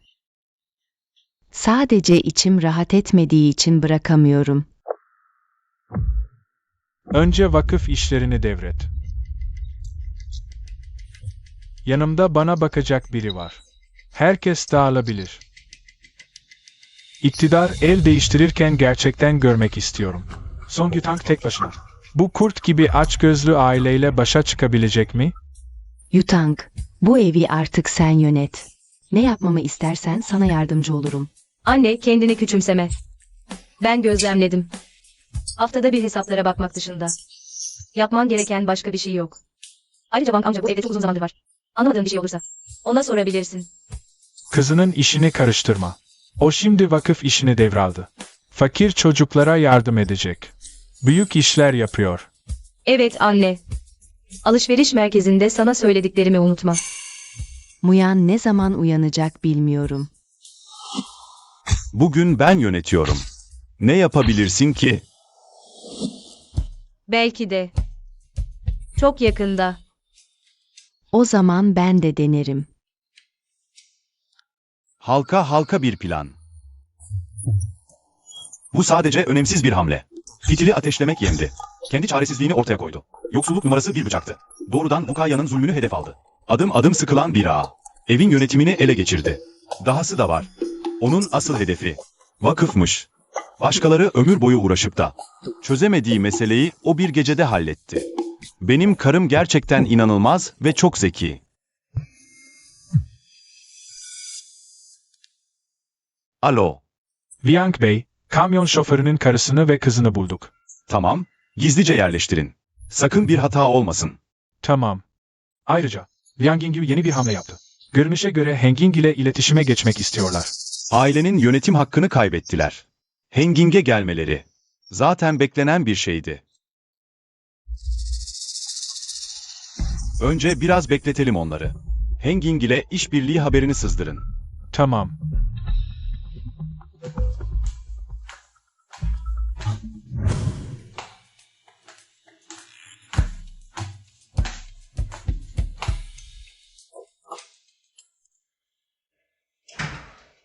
Bütün gün o kadar yoruldum ki ölüyorum. Hemen duş alıp uyuyayım.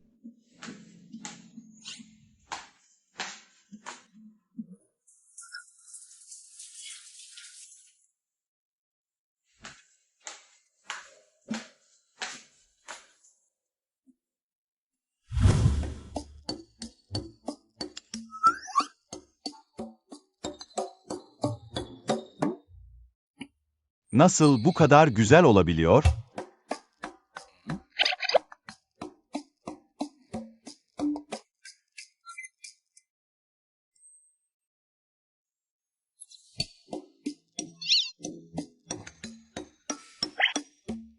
Hem de bu kadar zeki. Görünüşe bak, ne kadar narin bir kız. Nasıl oluyor da bu kadar güçlü olabiliyor? Bayıldım sana. Kocacığım, daha ne zamana kadar bitkisel hayatta gibi davranacaksın? Kesin sahte. Sahte bu.